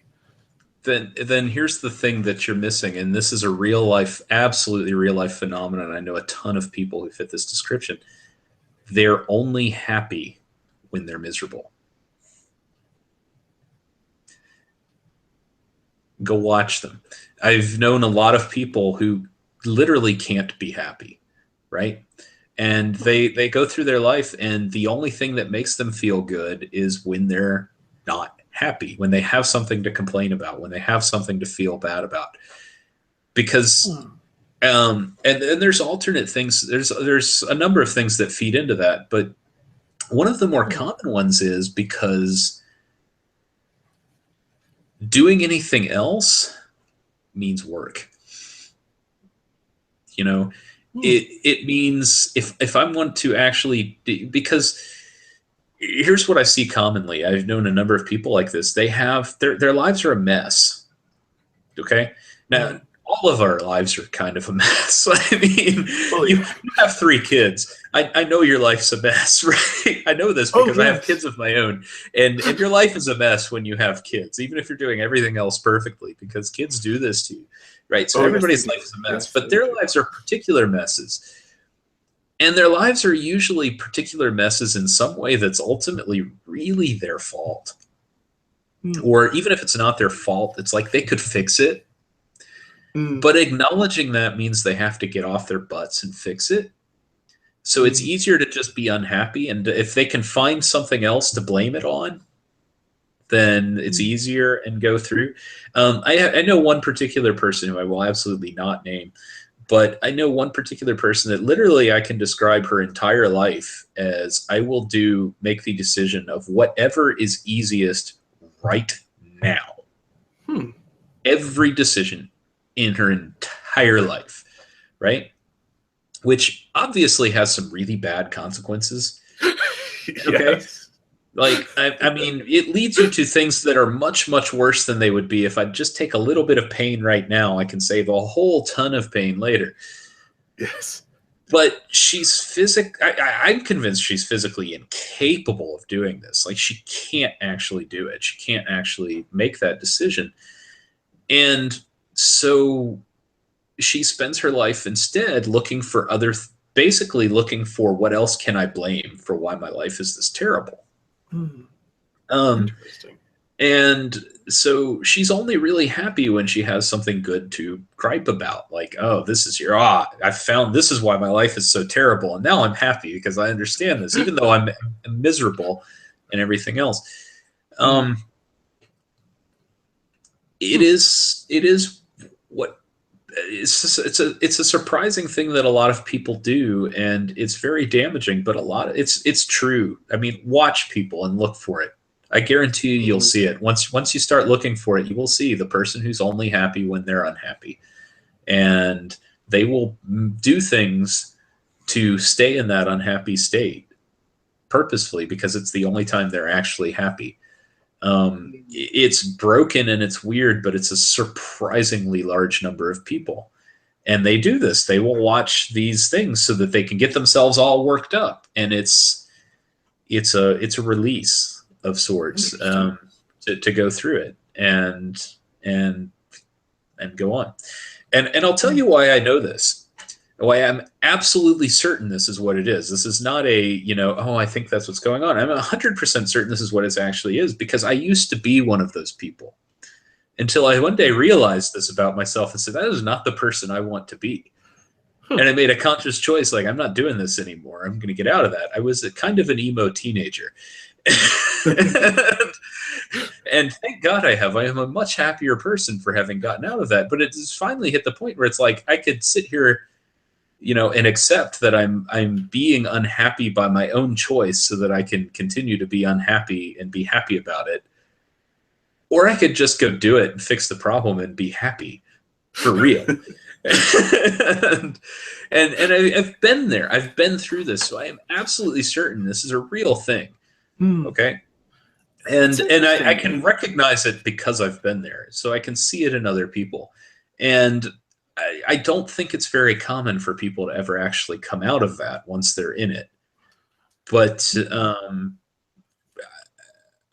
it is absolutely real, and I see people do it. And so that's what you're witnessing is people are miserable because they want to be. They actually want to be. They would prefer to do that. And think about it. Here's the example that you'll see. Have you ever had a friend who sat at home miserable because they don't have any friends when you've invited them to go with you to some event? I recognize. I can't think Somebody, of any. You know, No, it's think back to college, right? And you've got that friend, and you're like, "Come out to this party with me." And they're like, "No, I won't know anybody there. It won't be very fun." You know, blah blah blah blah blah. I don't have any friends. You know, I well, you don't have any friends because you're not going to the party, right? That you've been invited to, but you're not going to the party because it's a totally circular thing. You could easily fix it by just getting off your butt and starting to go out when your friends invite you, right? yeah. But you don't because you don't want to put it's a thing. I Yeah, promise. no, I kind of recognize that in various. I was never much of a party goer myself. Me neither. I like individual interactions much better typically than party situations. Um, the but I kind of recognize it, and I do recognize there's one friend in particular that I can think of, I can recall uh who he did seem to almost like he made some very very odd choices, like the way like he like went out of his way to like not accept birthday presents, and it was I think he had I forget even the rationale, but it was like it just it made no sense in terms of a relation of goals and means, and he was pretty unhappy about a lot of things. Although at the same time, I think he also had a kind of um, weird upbringing. Okay, at least in this, I kind of just an amusing story and brief too. I promise. Um, One time I was sitting, had him over, and I was talking with my wife, um, and she said something, jokingly like something to the effect of, not an exact quote of, you're a horrible person, for some joke I made or something like that. You're a horrible person. To which I just replied, no, I'm not. And he was blown away. And he's like, I always thought you just had to accept that if someone thought you were horrible. And it was weird because it's like the one time I've ever seen it where like, like a person, his eyes were like opened in wonder, that like moment when someone was blown away. It's the one time I've seen it. And he like got up and went over. There's actually somebody who would say this to him who lived next in a next door apartment. And he actually like got up and walked over there to go tell her that he wasn't horrible. And unfortunately she wasn't home, which put something of a damper on it. But like that's how much this was new information to him. Just the fact that I just responded, no, I'm not. So I know what you're talking about. I've seen that. But and here's the thing though. You're talking about people watch the news and they're like, but they're miserable. I'm like, never ever believe anybody when they tell you what they want. Watch what they do. Watch what they do, and that'll tell you what they really want. Okay? It yeah, will. It'll tell you what they really want every time. Because you ultimately have the control for that. I mean, if you choose to, you can do it. Kind of an interesting related story. Are you familiar with the musician slash actor Russell Brand? yes, I've Um, heard of him. yeah. He's in a So movie called Gladiator, right? that's No, Russell no, no. I'm Crowe. sorry. No, no. Yeah, that's Russell Crowe. No, but no, I've heard of Russell. He's Russell Um, Brand's English, he's English. He was married to Katy Perry for a while. right? Yes, he has like Um, straight dark yeah, hair and like one time sometime. yeah, kind of crazy rock star kind of guy. He's a bit of an actor, but he mostly tends to play himself as a rock star in various things. I saw an interview with him once, and he's a former heroin addict. Okay, Hmm. not overly surprising in his line of work, right? But Uh, and he Bless. left he was talking in an interview once. He's like, well, somebody showed me a video of myself recently, where of back in my heroin days when I was basically just writhing on the floor in a heroin daze because I was on it. And they're like, they're showing me this saying, aren't you glad you're not this anymore? And he says, but this is how far you've come and blah, blah, blah. And he says, but the thing that was going through my mind was I'm jealous of that guy because he didn't have all these responsibilities I have. and he was just on the heroin high. Right? Which I give him some major props, because that's some brutal honesty right there. Right? Yes. It's a very, very brutal honesty. But the point is very much is you can very much tell what people want to do by what they are doing. Mm. What people want based on what they're doing. I recognize that addiction is its own thing as well, that complicates the discussion. But people will tell you, I don't want the drama on Facebook, and yet they're on Facebook, often, a lot, right? They want the Yes. drama. They're lying to you, okay? I And can social sincerely media tell is you I don't largely want. like this. What's that? Oh, I was gonna say I can sincerely tell you that I don't want the drama on Facebook because I'm never on Facebook. You're not on Facebook. And I know people who legitimately don't want the drama on Facebook, and they're largely not on Facebook. Right? And my own Facebook is fairly limited. It really does tend to be I do a handful of things. I'll post stuff about my kids for my parents, and I will post stuff about do some advertising work for my various businesses, and I largely shut up on Facebook. Every now and then I'll get into the middle of something when it's something that's really important to me. It's pretty rare. Yeah, I And mean, actually, for me, I had a beginning of the end for me was I got into this weird fight. My local Chesterton Society, which I go to, they had a Facebook page, naturally enough, and on it there's something and I was voicing concern and it turned into this fight. And granted, most of the fight was actually with somebody who was not a member of the local group. There's someone who wasn't in, the area I live in. And it's a local group. It's not a. But nonetheless, like it turned into this really acrimonious fight, and that's kind of what I realized. Like I've been here on Facebook a few times. This was the worst. That place of like fighting people and like this is dumb and pointless. And I really, really like the people in my Chesterton Society group. Like these are all great people. I love seeing them every month. Why the hell would I ever risk jeopardizing any of that sort of relationship over this thing? Right. And so, I mean, I left the group at that, the Facebook group, I continued going to the meetings, left the Facebook group, I deleted the posts in it. And like, that's what really got me seriously reevaluating any participation in Facebook and leaving, precisely because like it was from the perspective of someone who likes interesting conversations and likes liking people. It was terrible. Yeah. So I had exactly that reaction. So it is an illustration of, if you have certain preferences, the thing does force you into certain choices, basically. It does.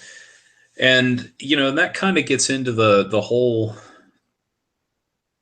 kind of my thing about where social media is right now, which was the original question, which is that it's morphing. All of them are morphing into something different at the moment, and they're in a different phase than they've been in before, and I'm not entirely sure what they're morphing into. I know a bit what they're morphing away from. Twitter is morphing away from being useful. Yeah. I can't say it's morphing away from being financially viable, but yeah, Facebook is morphing into being a financial machine, basically. I mean, that's really, as near as I can tell, that's what they're turning into. Is we just want to turn over money hand over fist and rake it in. They also have a lot going for them in terms of Facebook games, I believe. They do, and also, here's the other thing. This is the part that's a little frightening about all of them. It's a free service, right? And we know they're doing advertising, but there's an old rule of thumb, which is that if you're getting a product for free and you're using it, then the reality is probably that you're the product. And traditionally, a lot of that's been in advertising, but these social networks now are collecting an awful lot of data on everybody. And I'm fairly convinced that they're doing things with that data that is making them a lot more money than advertising, or at least a lot of additional money, not necessarily more, but more in the sense of additional, not in the sense of necessarily greater. But I think they have revenue coming in from that data in ways that is probably not technically illegal, and certainly doesn't technically violate any of their terms of service that you've agreed to when you've clicked on that thing, but that would probably make people scratch their heads and feel a little weird if you knew about it. And I think several of them are doing that. And one of the things that I found a few months ago is very odd. I forget the steps to do it now, but there's some ways you can dig into your profile on Facebook, and you can basically see what groups they've marked you as part of for advertising purposes. Yeah, for those who don't know, Facebook advertising allows you to select things like religion and right, all sorts of. You can get incredibly specific in your demographics. Very specific Facebook advertising, which as an advertiser is extremely useful, right? Yeah, like if you want to market to tall male Wiccans in the age of like 37 to 42. Yeah, you can probably do that on Facebook. It's very, very useful from a marketing perspective, but if you think about that, not just in terms of marketing, but think about the amount of information they're collecting on you in order to make some of those determinations. Because here's one of the crazy things is that their algorithms have gotten scary good at identifying all of those things about you, even if you have not put any of them on your profile. Okay. They track what you're doing, and they track your behavior, and they track everything, and then they run it through their algorithms, and they can compute a lot of these things about you. Did you hear the one about Target doing the same thing for Target knows we're pregnant before we know it. Yes. Yeah, that's the one. I am not joking. We have gotten with the last 2 or 3 of our kids, we have gotten coupons from Target about baby related stuff almost before we knew ourselves. It was very close. I mean, it was not quite before, but it was so close that we can easily make the joke about it. Before any of our friends and family knew. Target knows. I don't know how they do it. I have no idea. I don't know, but they have figured it out. Yeah, my wife had done a little research into that very subject. That because there are people who are surprised by it. Yeah. That it's apparently they featured, did so much data crunching on purchasing patterns that they essentially identified, they're able to essentially identify like shifts in purchasing patterns that work. And I believe not in the sort of sense that like any human being actually understands what these things are, just that the algorithms involved, they correlate so well that it works. Right? Exactly.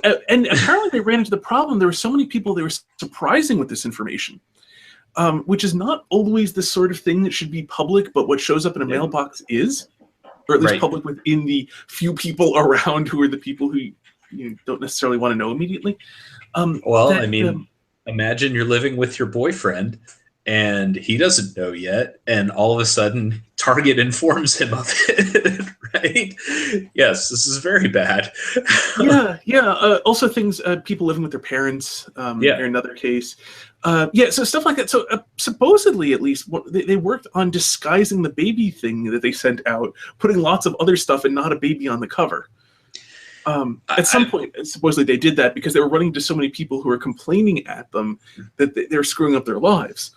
I've heard about that, and I've also heard that they pushed it off a little bit and stopped sending it quite so early on because of some of that as well. So, Yeah, Yeah. they're collecting this and doing all of this analysis on you. And like I said earlier, we already know Facebook is experimenting to see how they can manipulate you, Yeah. right? And I am fairly convinced that they're doing a lot more of that than they have admitted to. Mm. I see, we talked about seeing the same messages in your feed all the time and everything. And I'm fairly convinced that, with the amount of outrage my wife gets at Facebook all the time, I'm fairly convinced that Facebook is tailoring her feed to keep her outraged. Right? I Mm. mean, I think they are, because I know there's a lot of outrageous stuff being posted on Facebook, but I also know what small percentage of what goes on Facebook I see in my feed. And I'm like, if Yeah. that's all she's seeing and that's what's coming up on there, I I heavily Yeah. suspect that they're doing it on purpose. Um, Well, they don't even have to. I mean, if essentially if you're trying to develop an algorithm that simply maximizes engagement, yeah, that would achieve a that very that would it accomplish a might, very similar and end. it might be that, and I'm attributing nefarious causes to it, but I wonder sometimes. I mean, and I wonder what else they're doing, and Well, there's another thing. Facebook's so big. I mean, I actually was in this discussion in a different context. But for odd reasons, I ended up recently doing just some minor research into the Nazi concentration camps. mhm. It's actually related. I had a blog post. I was talking about a video by that sci-fi author of he's known for being a crank. He was big in the 50s through the 70s, especially. Oh shoot, I apologize. Um, anyway, that's frustrating. Anyway, he had a series in the 90s where he's doing videos where he's sort of talking to the camera, and he told the story of when he was doing a midnight class at SUNY Stony Brook, and people didn't know what, but he pronounced it as Dachau, using a very authentic German pronunciation, which may be part of why people didn't recognize the concentration camp as much. So anyway, because of this, I was doing some research into it. I apologize, too much background info. Anyway, but the one of the interesting things when you look into stuff like this, and there are tons of these, brutal prisons of various kinds that, in various cultures and so on. But like when you look at the history of them very specifically and drill down, a lot of the things they were known for would end up being like this one person in charge of this one thing for a while did this horrible thing. Right. And sometimes it can get very, very specific. There was there was this one sergeant who had this terrible practice, and Yeah. of course, just you happen to be reading the biography of someone who was under this, and that's the representation of it. But the upshot and the point of it is that in large organizations, the top has very little control over what they do at the lower levels. Absolutely. And Facebook's getting so big, it may well be, even without any particular corporate intention to do any sort of experimentation, people simply can. So, like, it doesn't need to, my point is, there doesn't need to be a conspiracy. There doesn't need to be a policy. All there needs to be is people with access to the data and someone who wants to actually do it. There certainly can be. I know we both belong to an organization that suffers from exactly that problem, the Catholic Church, which has had 2,000 years of history. And what do a lot of Protestants remember about the Catholic Church? Galileo, right? Or atheists. They love to pick on Galileo. Why does the church hate science? Well, the church doesn't, but people remember Galileo. And you Just very remember much have, especially too. yeah, and you have Or the Spanish very Inquisition. They very forget the yeah Spanish part. you have a very specific set of bad actors within that very large organization that do some terrible things, and it does get associated with the whole organization. But that's also, I say, one of the reasons why I'm so mistrustful that things of this nature are going on. I Googled it while we were talking about it, talking about how big Facebook is. According to Google, there are 15,724 employees at Facebook. That's a lot of people. And a for lot a of those company that doesn't people, physically ship anything. yeah, There's no and factory. they don't physically ship anything. And kind of looking at that number going, what do all those people do at a company like Facebook? But more specifically, there's a lot of people in there for one bad actor to do something that nobody else even knows is happening. And Yeah, well, that's I actually can, a lot of the censorship issues that you see in various places, like the smaller yeah, censorship issues that you see. At least I recall this on Twitter, where people are identifying like this guy who just works in their not QA, but like essentially customer service thing, is like bragging about what he did with his right. um, admin powers. Yeah, you get that. And I would also go back to, again, earlier in the conversation, we're talking about human beings being such a fallen lot. 15,724 people, I can almost guarantee you that one of them is doing something like what we're talking about, because it's what people do, right? Yeah. Somebody's going to do it. And it's just the law of large numbers and the law of averages. Sooner you get this many people, somebody is behaving badly. Oh Um, yeah. Yeah. and and they have, with, given what Facebook does, there's a lot of power to behave badly with. Mhm. And Well, especially being so technological, technology always multiplies individual power. it multiplies individual power a lot, and it's also a kind of technology that the vast majority of our population is still really can't distinguish it from magic. They just really don't understand anything about how it works. It's just kind of there, and it magically works. So there's a lot of opportunity for somebody to really abuse that authority as well. And I find it highly likely that somebody is. So yeah, you're right that attributing it to Facebook, the monolithic entity, may or may not be fair. Um, and I don't even know, but somebody there's probably doing something that's that's not honorable Yeah, on at a all this minimum, it's data. likely. I mean, I Yeah. don't know, that case where, and I don't trust my memory lately because I'm not getting enough sleep, but otherwise, I could swear that like it was discovered that they were doing that manipulative study because they actually published a scientific paper about it. It's Um, very possible. I can't quite remember the details of it anymore, but I do think they did publish a paper about it. I don't know if that's why they were discovered or not, but I'm fairly certain they published a paper. I mean, yeah, it was but definitely a legit thing. yeah, I'm not sure though. The reason I bring it up is I don't know that as part of the story, like they had permission from Mark Zuckerberg to do it, for example. Because he's still Right. fairly in charge of it. Um, so I don't know, like where up that chain the permission actually fell to even do something like this. It may not have gone all that high. Um, which is one of those things about those large organizations. Well, several things. One of which is that large organizations tend to be organized like a bunch of small organizations. Right. Um, so there's, which in itself, it's kind of interesting because I've only ever worked um, in smaller companies. Vastly, vastly prefer them to what large companies look like. Um, That's funny. I had this exact conversation at lunch yesterday with some coworkers. I said almost word for word what you just said.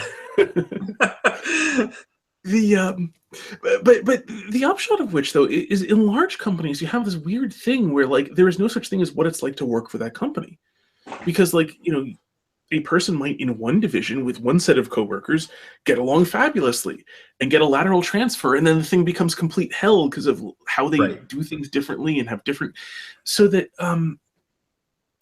it's one of the very very odd things about large companies is there's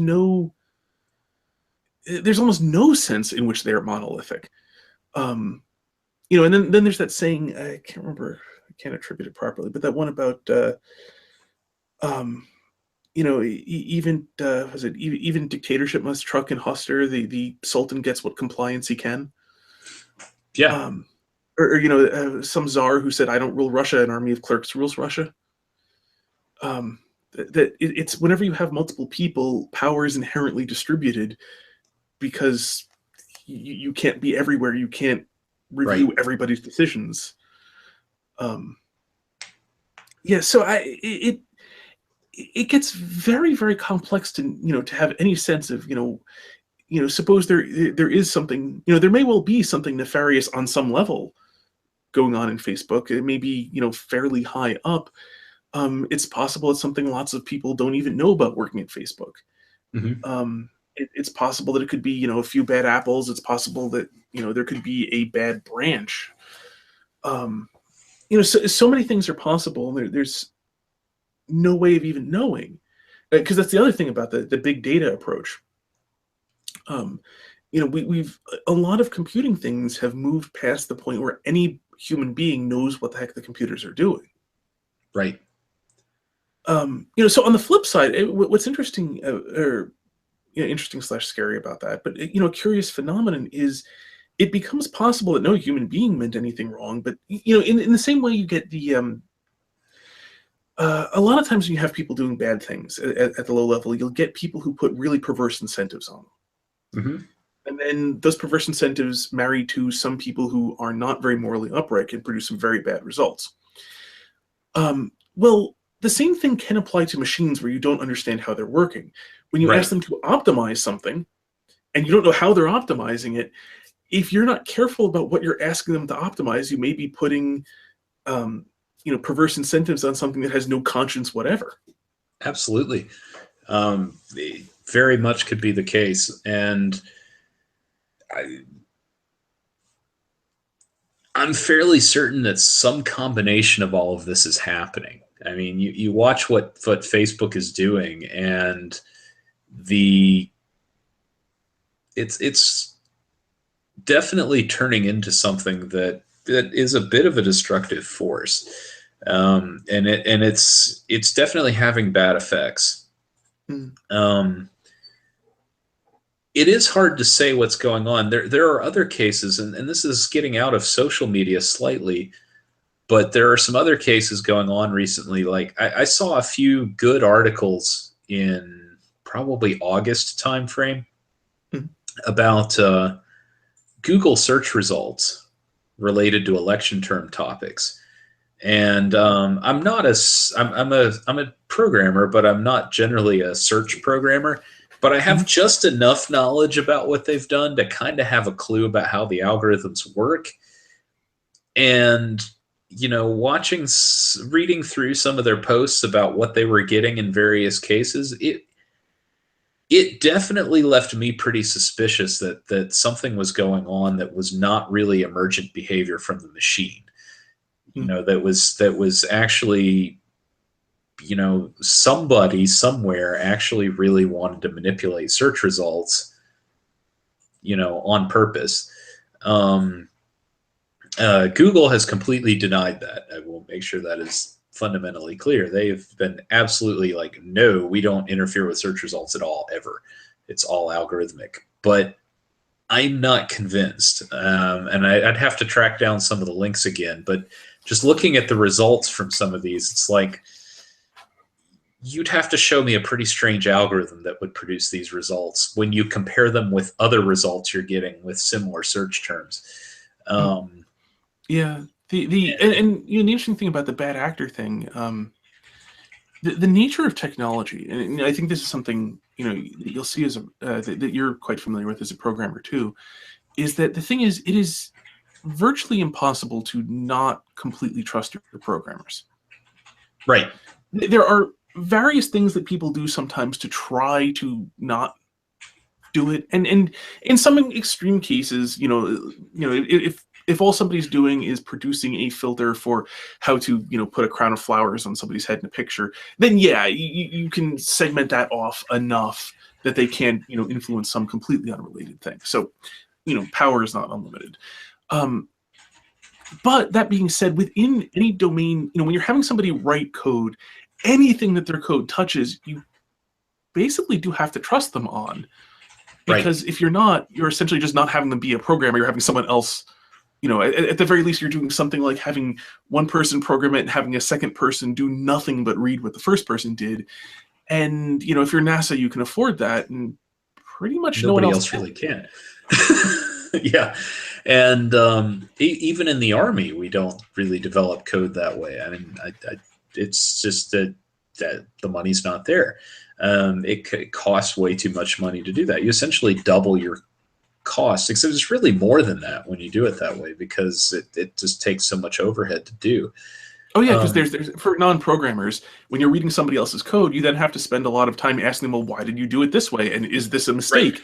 And then they have to explain why it's not a mistake. And so, if you had one person program and one person, read over their code and verify that they're not doing anything wrong, you're getting the rough out, you're having two people do the rough output of half a person. Basically, yeah. So you're absolutely right that you do have to more or less completely trust the people. We have this discussion a lot at work. When you work in an area where security clearances are involved, right? It's basically, we have a lot of procedures we have to go through whenever you do anything like that. If you're dealing with any kind of classified information. But ultimately, at the end of the day, the reality is if you don't trust the people involved, none of them matter.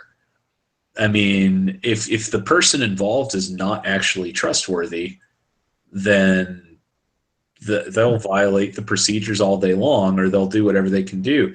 And so your real thing is you have to cut off the problem by getting trustworthy people, which of course the U.S. government tries to do by issuing security clearances and all of this. But it's an imperfect system even there, even when the entire FBI is investigating these people for, before you give them a clearance, you still end up with bad results like Aldrich Games and other folks who turn out to be, well, we gave this person a clearance, but that was a bad idea.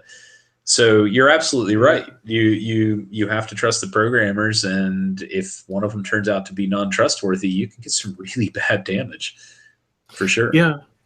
Yeah. So it's one of those problems, and it's one reason why. And this is a thing. Sort of wrap this up around social media. One of the things that I've always found, because coming, into technology when I did, and there's an incredibly decentralized nature to email, and people running your, you have RussellNewquist.com, I've got ChrisLansdowne.com. We're a little atypical in this. Mm-hmm. But there's something, I really liked. I remember when a lot of people did have this sort of thing, or at the very least, they'd have their own, web page. And, there are a lot of things you can say about editing HTML by hand, but on the plus side, you have a lot of control. And so that stands in very great contrast to where, somebody doesn't run their own email, they don't, they don't run their own web server, and so somebody else can just pull the plug at any moment. Right. Because there's a fundamentally different relation. When I am paying somebody for hosting, they're very reluctant to cut my service. Right. Because after all, I'm the one giving them the money. They really want that to still go on. On the flip side, when I'm the product, as you pointed out, since I'm not paying anything, they're very willing to throw away bad product. It tends to make vastly more sense to, you throw out the bad product to leave the good product versus, throw away your customers. So there's vastly more power. And I've seen people mention this in the, what's the phrase they use? Maintaining your author platform where you have control over it. Right. I think it's something Brian Niemeyer talked about. Using social media to funnel people to your author platforms. I think something like the phrase used. But it is it is something I see around. And at least I think for people who aren't in a position like you and I to maintain a lot of your own stuff, there are halfways. Like I decided to go the easy route, and I pay WordPress to maintain my blog. But again, I'm paying them, so they have a lot of incentive to keep it going. And also one of the other things about it is. One of Twitter's problems is the whole harassment issue, in that you can catch anybody's attention you want, whereas the reason somebody's coming to my blog is because they wanted to be at my blog. Right. So there isn't. It'd be very hard for somebody to go and tell WordPress that I am harassing them because they chose to come and read something I wrote. Right. As opposed to the flip side, where there is a fairly legitimate thing that when somebody's checking their feed and your notifications and your stuff pops up. So I mean, one thing I think to take away, because sort of in the direction where we talked about, where all social media that isn't tiny has this problem that it's so big that it's very difficult to justify trusting it. That there is that element that at least in and we're practically getting into here's why everything's terrible and how you can protect yourself, which was not intentional. It's an easy thing to fall into, but it is at least why for my own stuff I do maintain things that I pay for, and try to keep things there. But even for people who can't do that, at the very least having like multiple social media presences, and at least the people you really like connecting with on multiple ones, gives you at least a backup if one of them fails on you. Well, there's that. If for an ordinary person, I would question how much it even matters. Okay, because frankly, as an ordinary person, what are you using social media for anyway? Entertainment, right? I mean, maybe you're not using it for the watching all the drama the way we talked about earlier, but you're basically using it to just interact with some friends. It's entertainment. If it gets cut off from you, so what? Okay. In the terms of sense like Brian Niemeyer's talking about in the author platform or the like, I'm involved on so much social media, again, because I'm trying to market business stuff. I want to make money from the people who see my social media platforms. So, from that perspective, yes, you probably want multiple backups. But on the flip side of that, from that perspective, you probably want to be on multiple social media platforms anyway, just so that you can hit a broader audience. So I already am. I mean, I'm fairly active I am still fairly active on Facebook, a lot less than I used to be.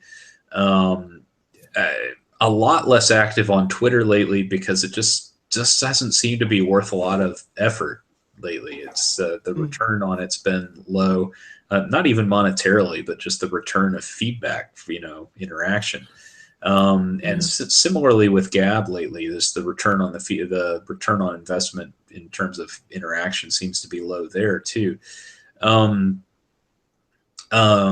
But from that perspective, I also do highly recommend maintaining your own platform from any kind of business perspective, because ultimately that's where you are going to make the sale.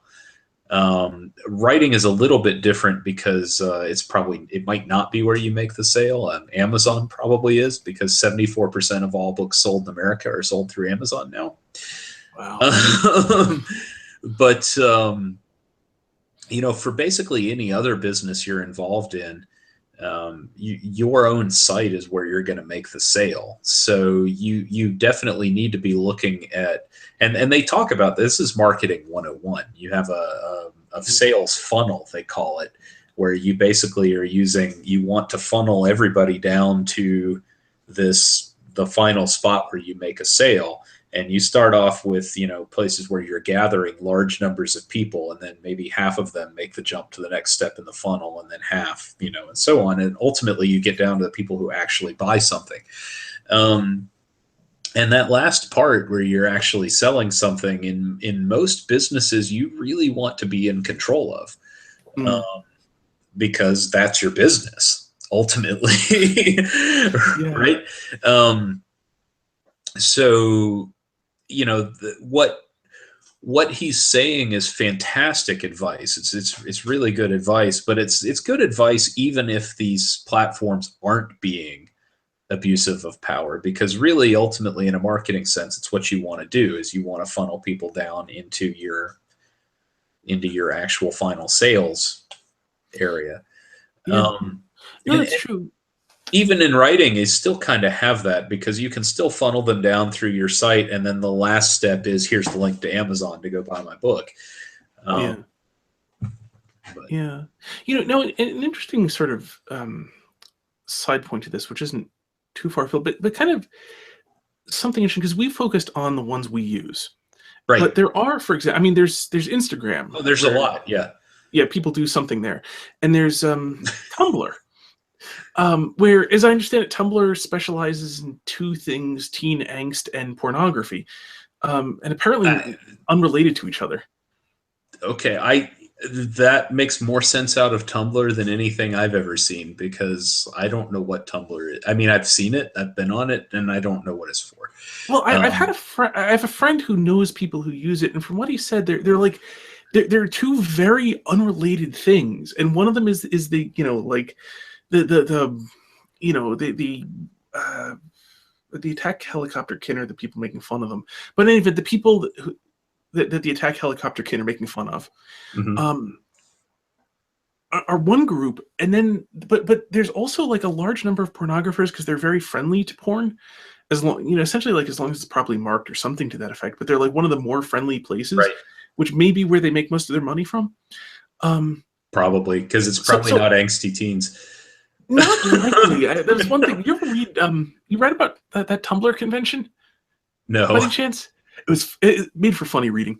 I read, interestingly, is I don't know what you call it, tumble, I suppose, from somebody who was a vendor at the Tumblr convention. The Tumblr convention, by the way, was a complete disaster. And one of the most curious things, it was very symbolic of it, was because the people organizing it were complete novices, didn't know what they were doing, did it very badly. There's a whole thing where they were like asking for money because the hotel was demanding more money or something. And like literally had people like putting cash in like, I don't know, a hat or something, and like handwriting. Yeah. But there was some group, it was like a podcast, if I recall correctly, called like Welcome to Night Vale or something like that. I don't remember the name specifically, who was supposed to show up and was like, big name and so on. And then like they didn't pay them enough or on time or something to that effect. And so they didn't show up. And so they couldn't refund the money because they'd already paid at least the first half. So I'm unclear on the details. But for whatever reason, they weren't refunding the money for people who paid the extra fee to go see this thing. Right. So they gave them as an extra hour in the ball pit.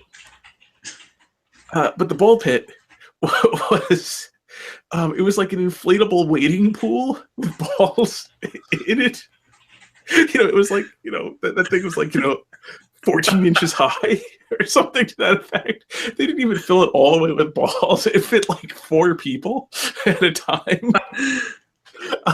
And so this was your constellation for the thing that you paid extra for, was a free hour in this thing that you would have trouble paying people to be in.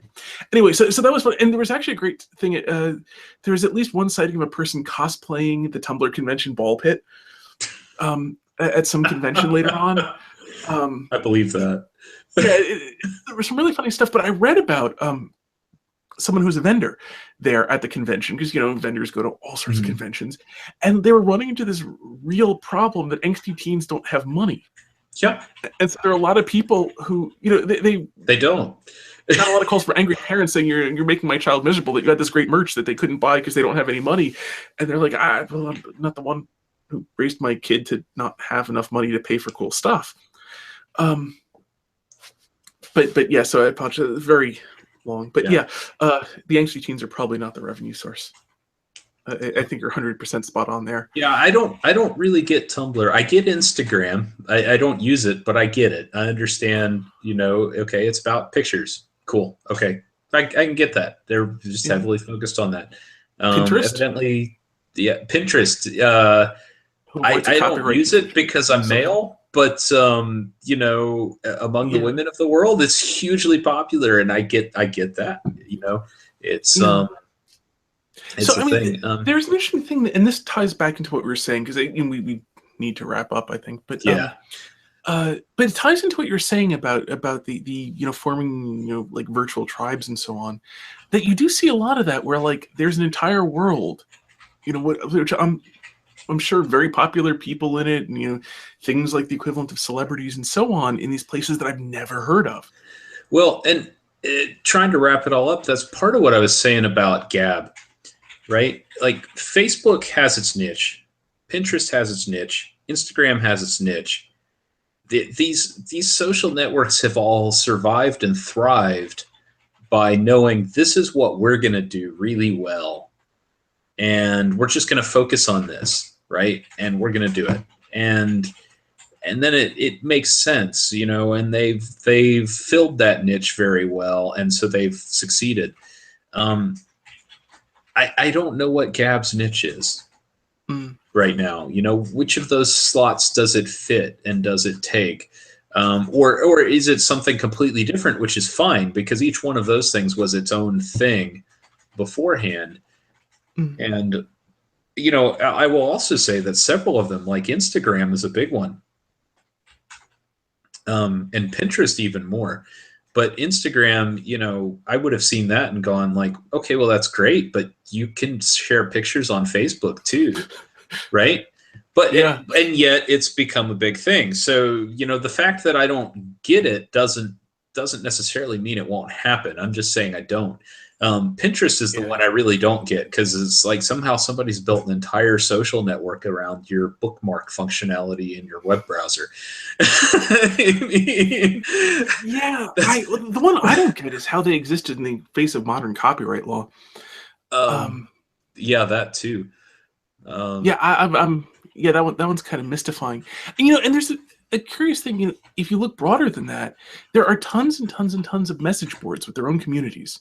Yeah, built around tons of subjects that are social media networks in some sense. Right.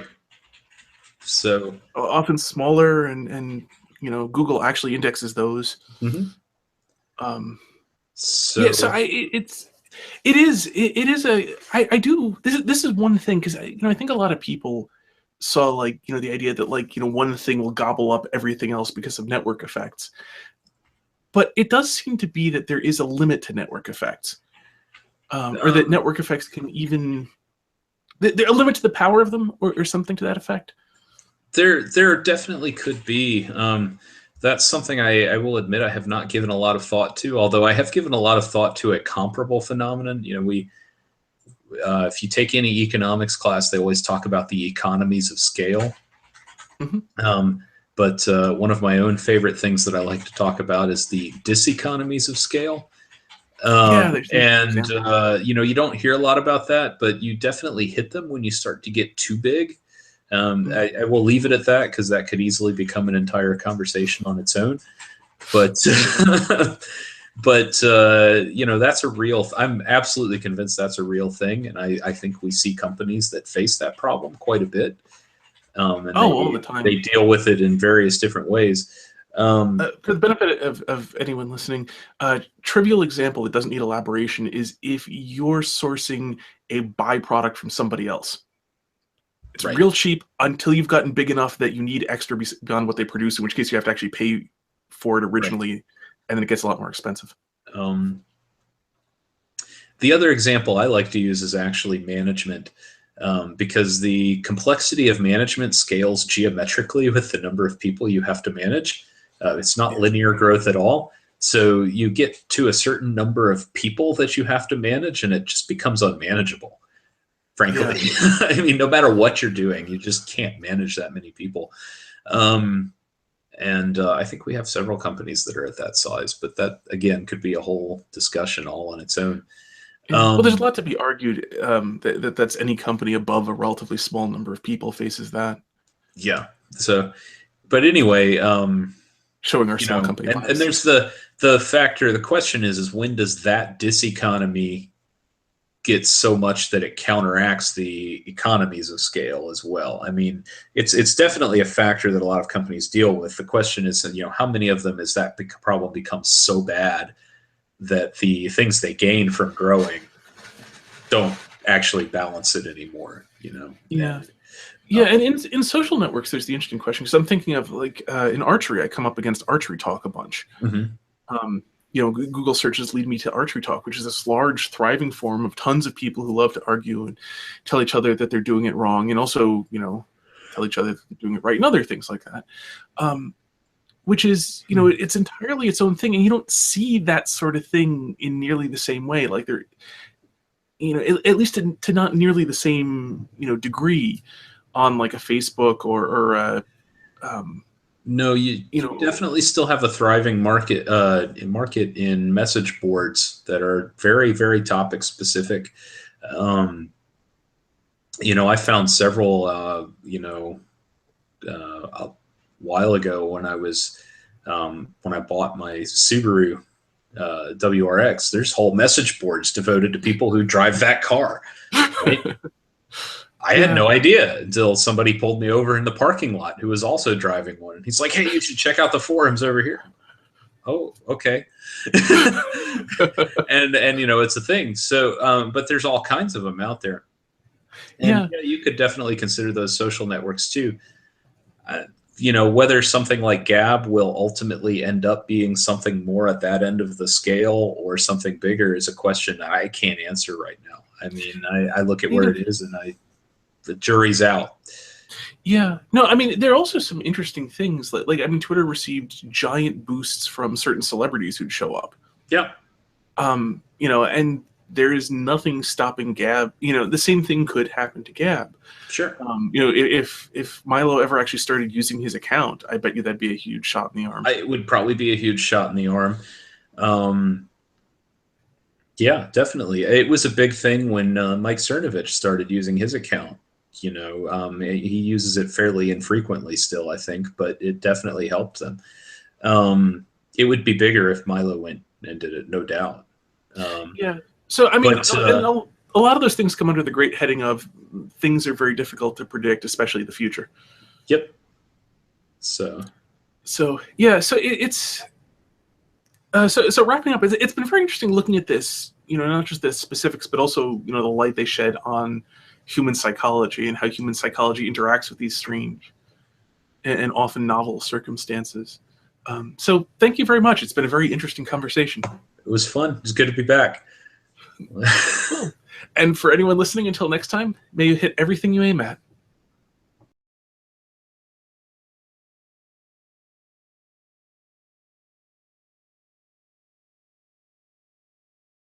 Welcome to Missing the Mark, where we look for meaning in strange places. I'm Christopher. Recall is an author.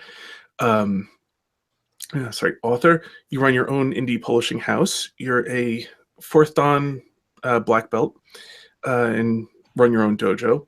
You're a programmer, the father of 4, and I think I actually got everything this time of the major stuff. If you're missing it, so am I, which is entirely possible.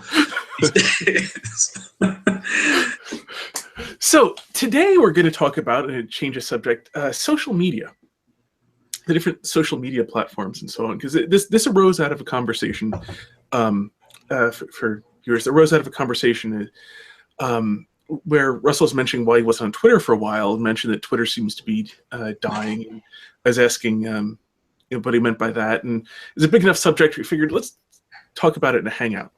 So I finally get to hear the answer. Well, okay, so the simple answer to your question, the short answer, you said, well, I'm going to reiterate your question a little bit more for the audience sake, elaborate a little bit more. The question was, what do you mean? Is Twitter dying, like dying and losing people, or is Twitter dead lately, like just my feed has been quiet, or you had a few other specifics in there. And the very, very short, brief answer to your question is yes. I get that. But it prompted more thought. I mean, there's a lot more going on there. So what I actually meant in the terms of the conversation was that my feed has been very, very quiet lately. And I have noticed this about Twitter. I can go and post things on Twitter and they get a lot less attention than they used to, even though my follower count is higher than it's ever been. They get less attention than they used to. They get less. If I just go to the Twitter analytics and just look at the graph, it's measurably less than it used to be. I'd say it's probably running 2/3, maybe even a little bit less on good times. And I've also definitely noticed that I see less on Twitter that's of interest to me. I have a somewhat strange Twitter feed of what I follow. I have a collection of individuals that I find interesting. And then I also have a rather large number of news organizations that I follow. for just to grab the information from that. And it's seems like my feed has been heavily dominated lately by the news organizations, which are basically taking the same dozen stories a day and retweeting them on their feed 5 or 6 times. So my experience with Twitter has been that. But the question that you asked, I think, feeds into a lot more that's very interesting, because I think social media in general is going through an interesting phase right now. And the other reason I thought it would be interesting to just discuss rather than, just feeding out my thoughts is because the other part of the question that was feeding into the conversation was, what are my thoughts on Gab at the moment, the newcomer in the social media world. And as I was thinking all that through, it occurred to me that social media in general is kind of in an odd spot right now by its own history. Twitter is undoubtedly really struggling, right? I mean, it's been the talk on Twitter, amusingly enough, and on other platforms about how much Twitter's struggling for a while. And there's several factors going into it. One is that primarily financially, by the way, or well, they're definitely struggling financially, right? They have not turned a profit ever since they've gone public. They've been steadily losing money, not meeting not meeting targets, underperforming expectations, and their stock chart basically looks like a plane crash. And so they're definitely struggling financially. It's unclear what their traffic stats are at the moment. By complete coincidence, I was looking at an article about 3 minutes before we started chatting about marketing on social media, because it's something that I do. And it was talking about Twitter's Q3 2016 stats, and that their user base had grown at that point. But we don't have the Q4 stats yet. They'll, whatever they have, they'll be releasing in their conference call in February. So we're still a few weeks shy of that. But I have a few suspicions, and I suspect that it's down. My own personal experience partly plays into that. They have had a habit of banning some of their more controversial users lately, which depending on where you sit, you can perhaps find rationale for. But their more controversial users also tend to be the ones that are getting lots of traffic for them. So from a business perspective, it's not at all clear that that's a good call on their move.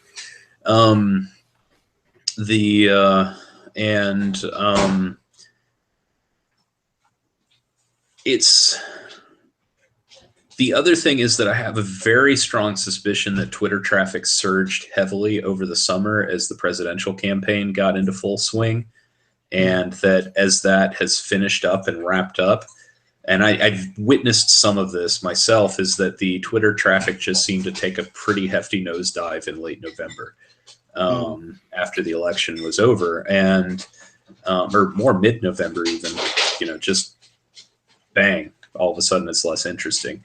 Obviously, one of the key interesting characters, Mr. Donald Trump, has not gone away from Twitter at all. But even so, this is typical of American politics in general. The election's over and people's interest level has gone back to normal everyday interest level. And yeah, I can remember actually in the early days of blogs, the early 2000s. A somewhat analogous phenomenon after, I think that there was a big explosion around the aftermath of September 11th. Huge, yes. For a while. Yeah, the war in Iraq, Operation Iraqi Freedom, and then into the election, and then I can remember Instapundit in particular noting like a big slump in traffic after the election. Yeah, and it's interesting you mention him, because he's definitely one of the ones whose traffic basically exploded after 9/11, and he rode some of that.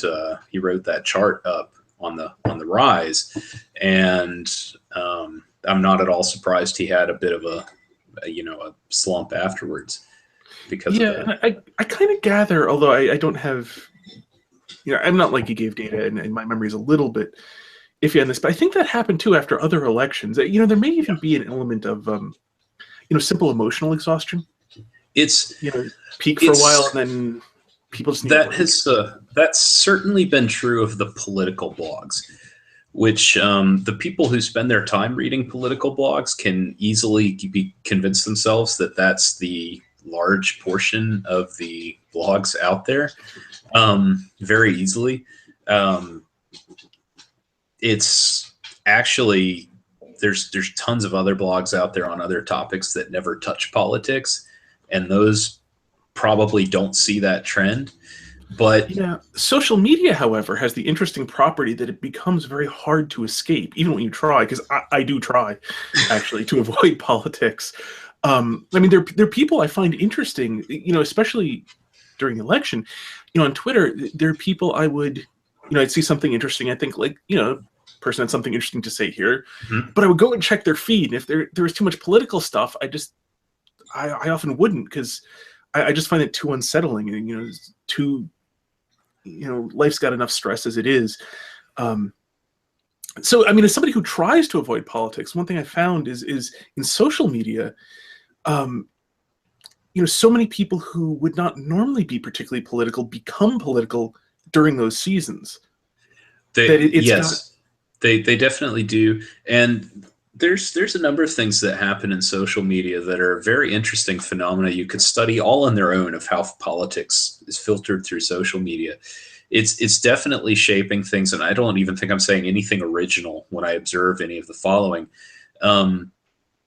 People say things on social media that they would never say in front of people who are, that in theory they know these people are reading their feed.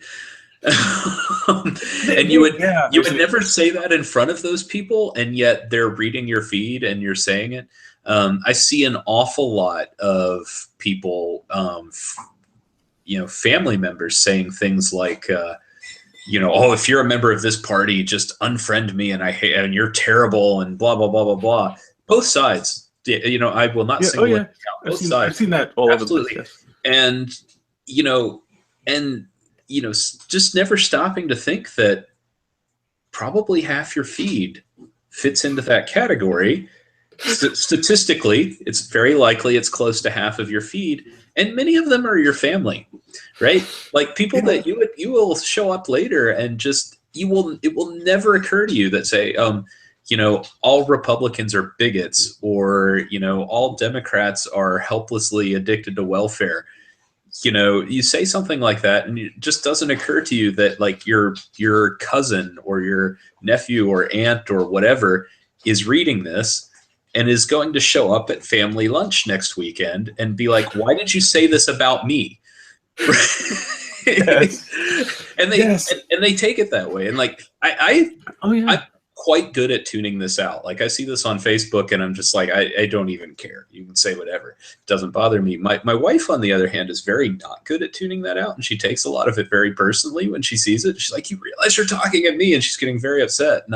But see, I think that's actually the more normal reaction. By far. And I'm just odd that way. I just don't take a lot of offense by it. And, well, it's a funny, a very interesting phenomenon, actually, because, looking at people and looking at that phenomenon, there's a massive disconnect between how people write things and how people read things, I realized, except for people who know how to do it as like a learned skill, that when people write something, they have a particular audience in mind, which may have nothing to do with the audience they actually have. As you said, they're aware that everybody who they are friends with, fake friends, Facebook friends with, may be reading their feed, but they're only thinking of someone, whether it's somebody really on their side or somebody really, really on the other side or whatever. And because everything out of virtually every human being's mouth is massively underspecified, So there's lots of detail to fill in. Everybody reading something assumes that it was written for them. Again, Well, except, in a learned skill like you're describing. How there's you approach there's things. definitely that factor plays in. And here's the other thing. I have a weird thing, and it's definitely unusual in our industry, especially. Like, whenever I can avoid it at work, I will skip the email and go talk to somebody directly. That is unusual. Whenever I have the option to do so, whenever it's convenient, and which is actually quite often, because most of the people I work with regularly, we're actually in the same room. There's like a dozen of us with cubicles in the same room. And so usually I'll just try and get up and go talk to somebody and say something, because here's the thing that most people don't get. 75% of human communication is nonverbal. Literally, if you look at the people who do analysis of this, it's body language, it's tone of voice, it's cadence, it's emphasis, where you put emphasis in your words. It's simple things like that are a huge portion of how human beings communicate with each other. And any text that you do at all loses every bit of that, right? So you can take the exact same sentence and present it, in various ways to different people, and your tone of voice can change that entirely, right? Oh yeah.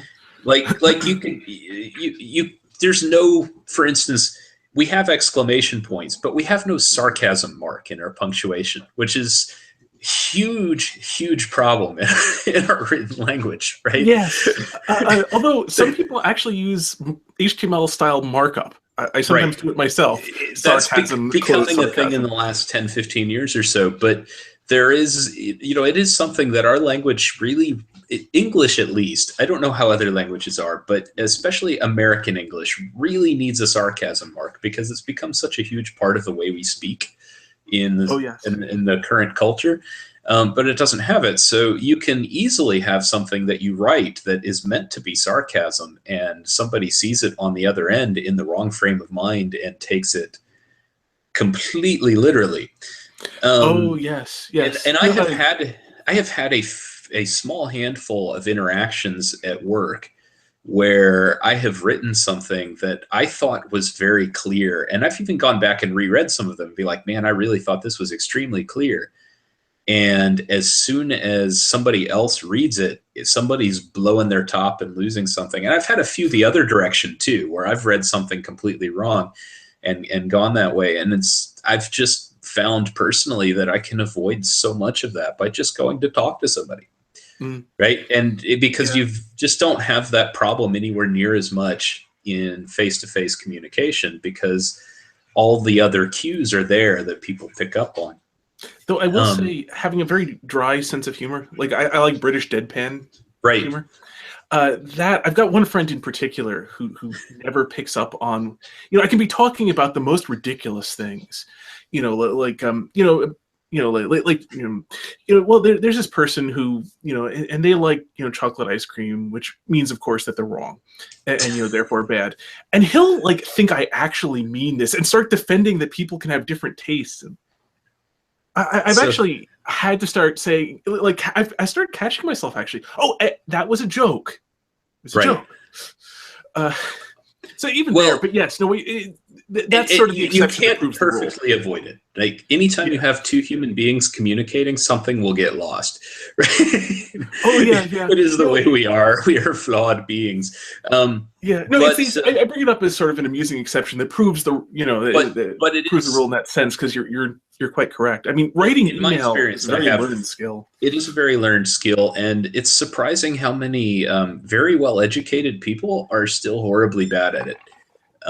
Yes. And so, that's my personal thing, is just that I've found that it's just much easier and generally more effective to just go talk to somebody directly. So, that's how I do it. And social media definitely has that problem. Undoubtedly has that problem.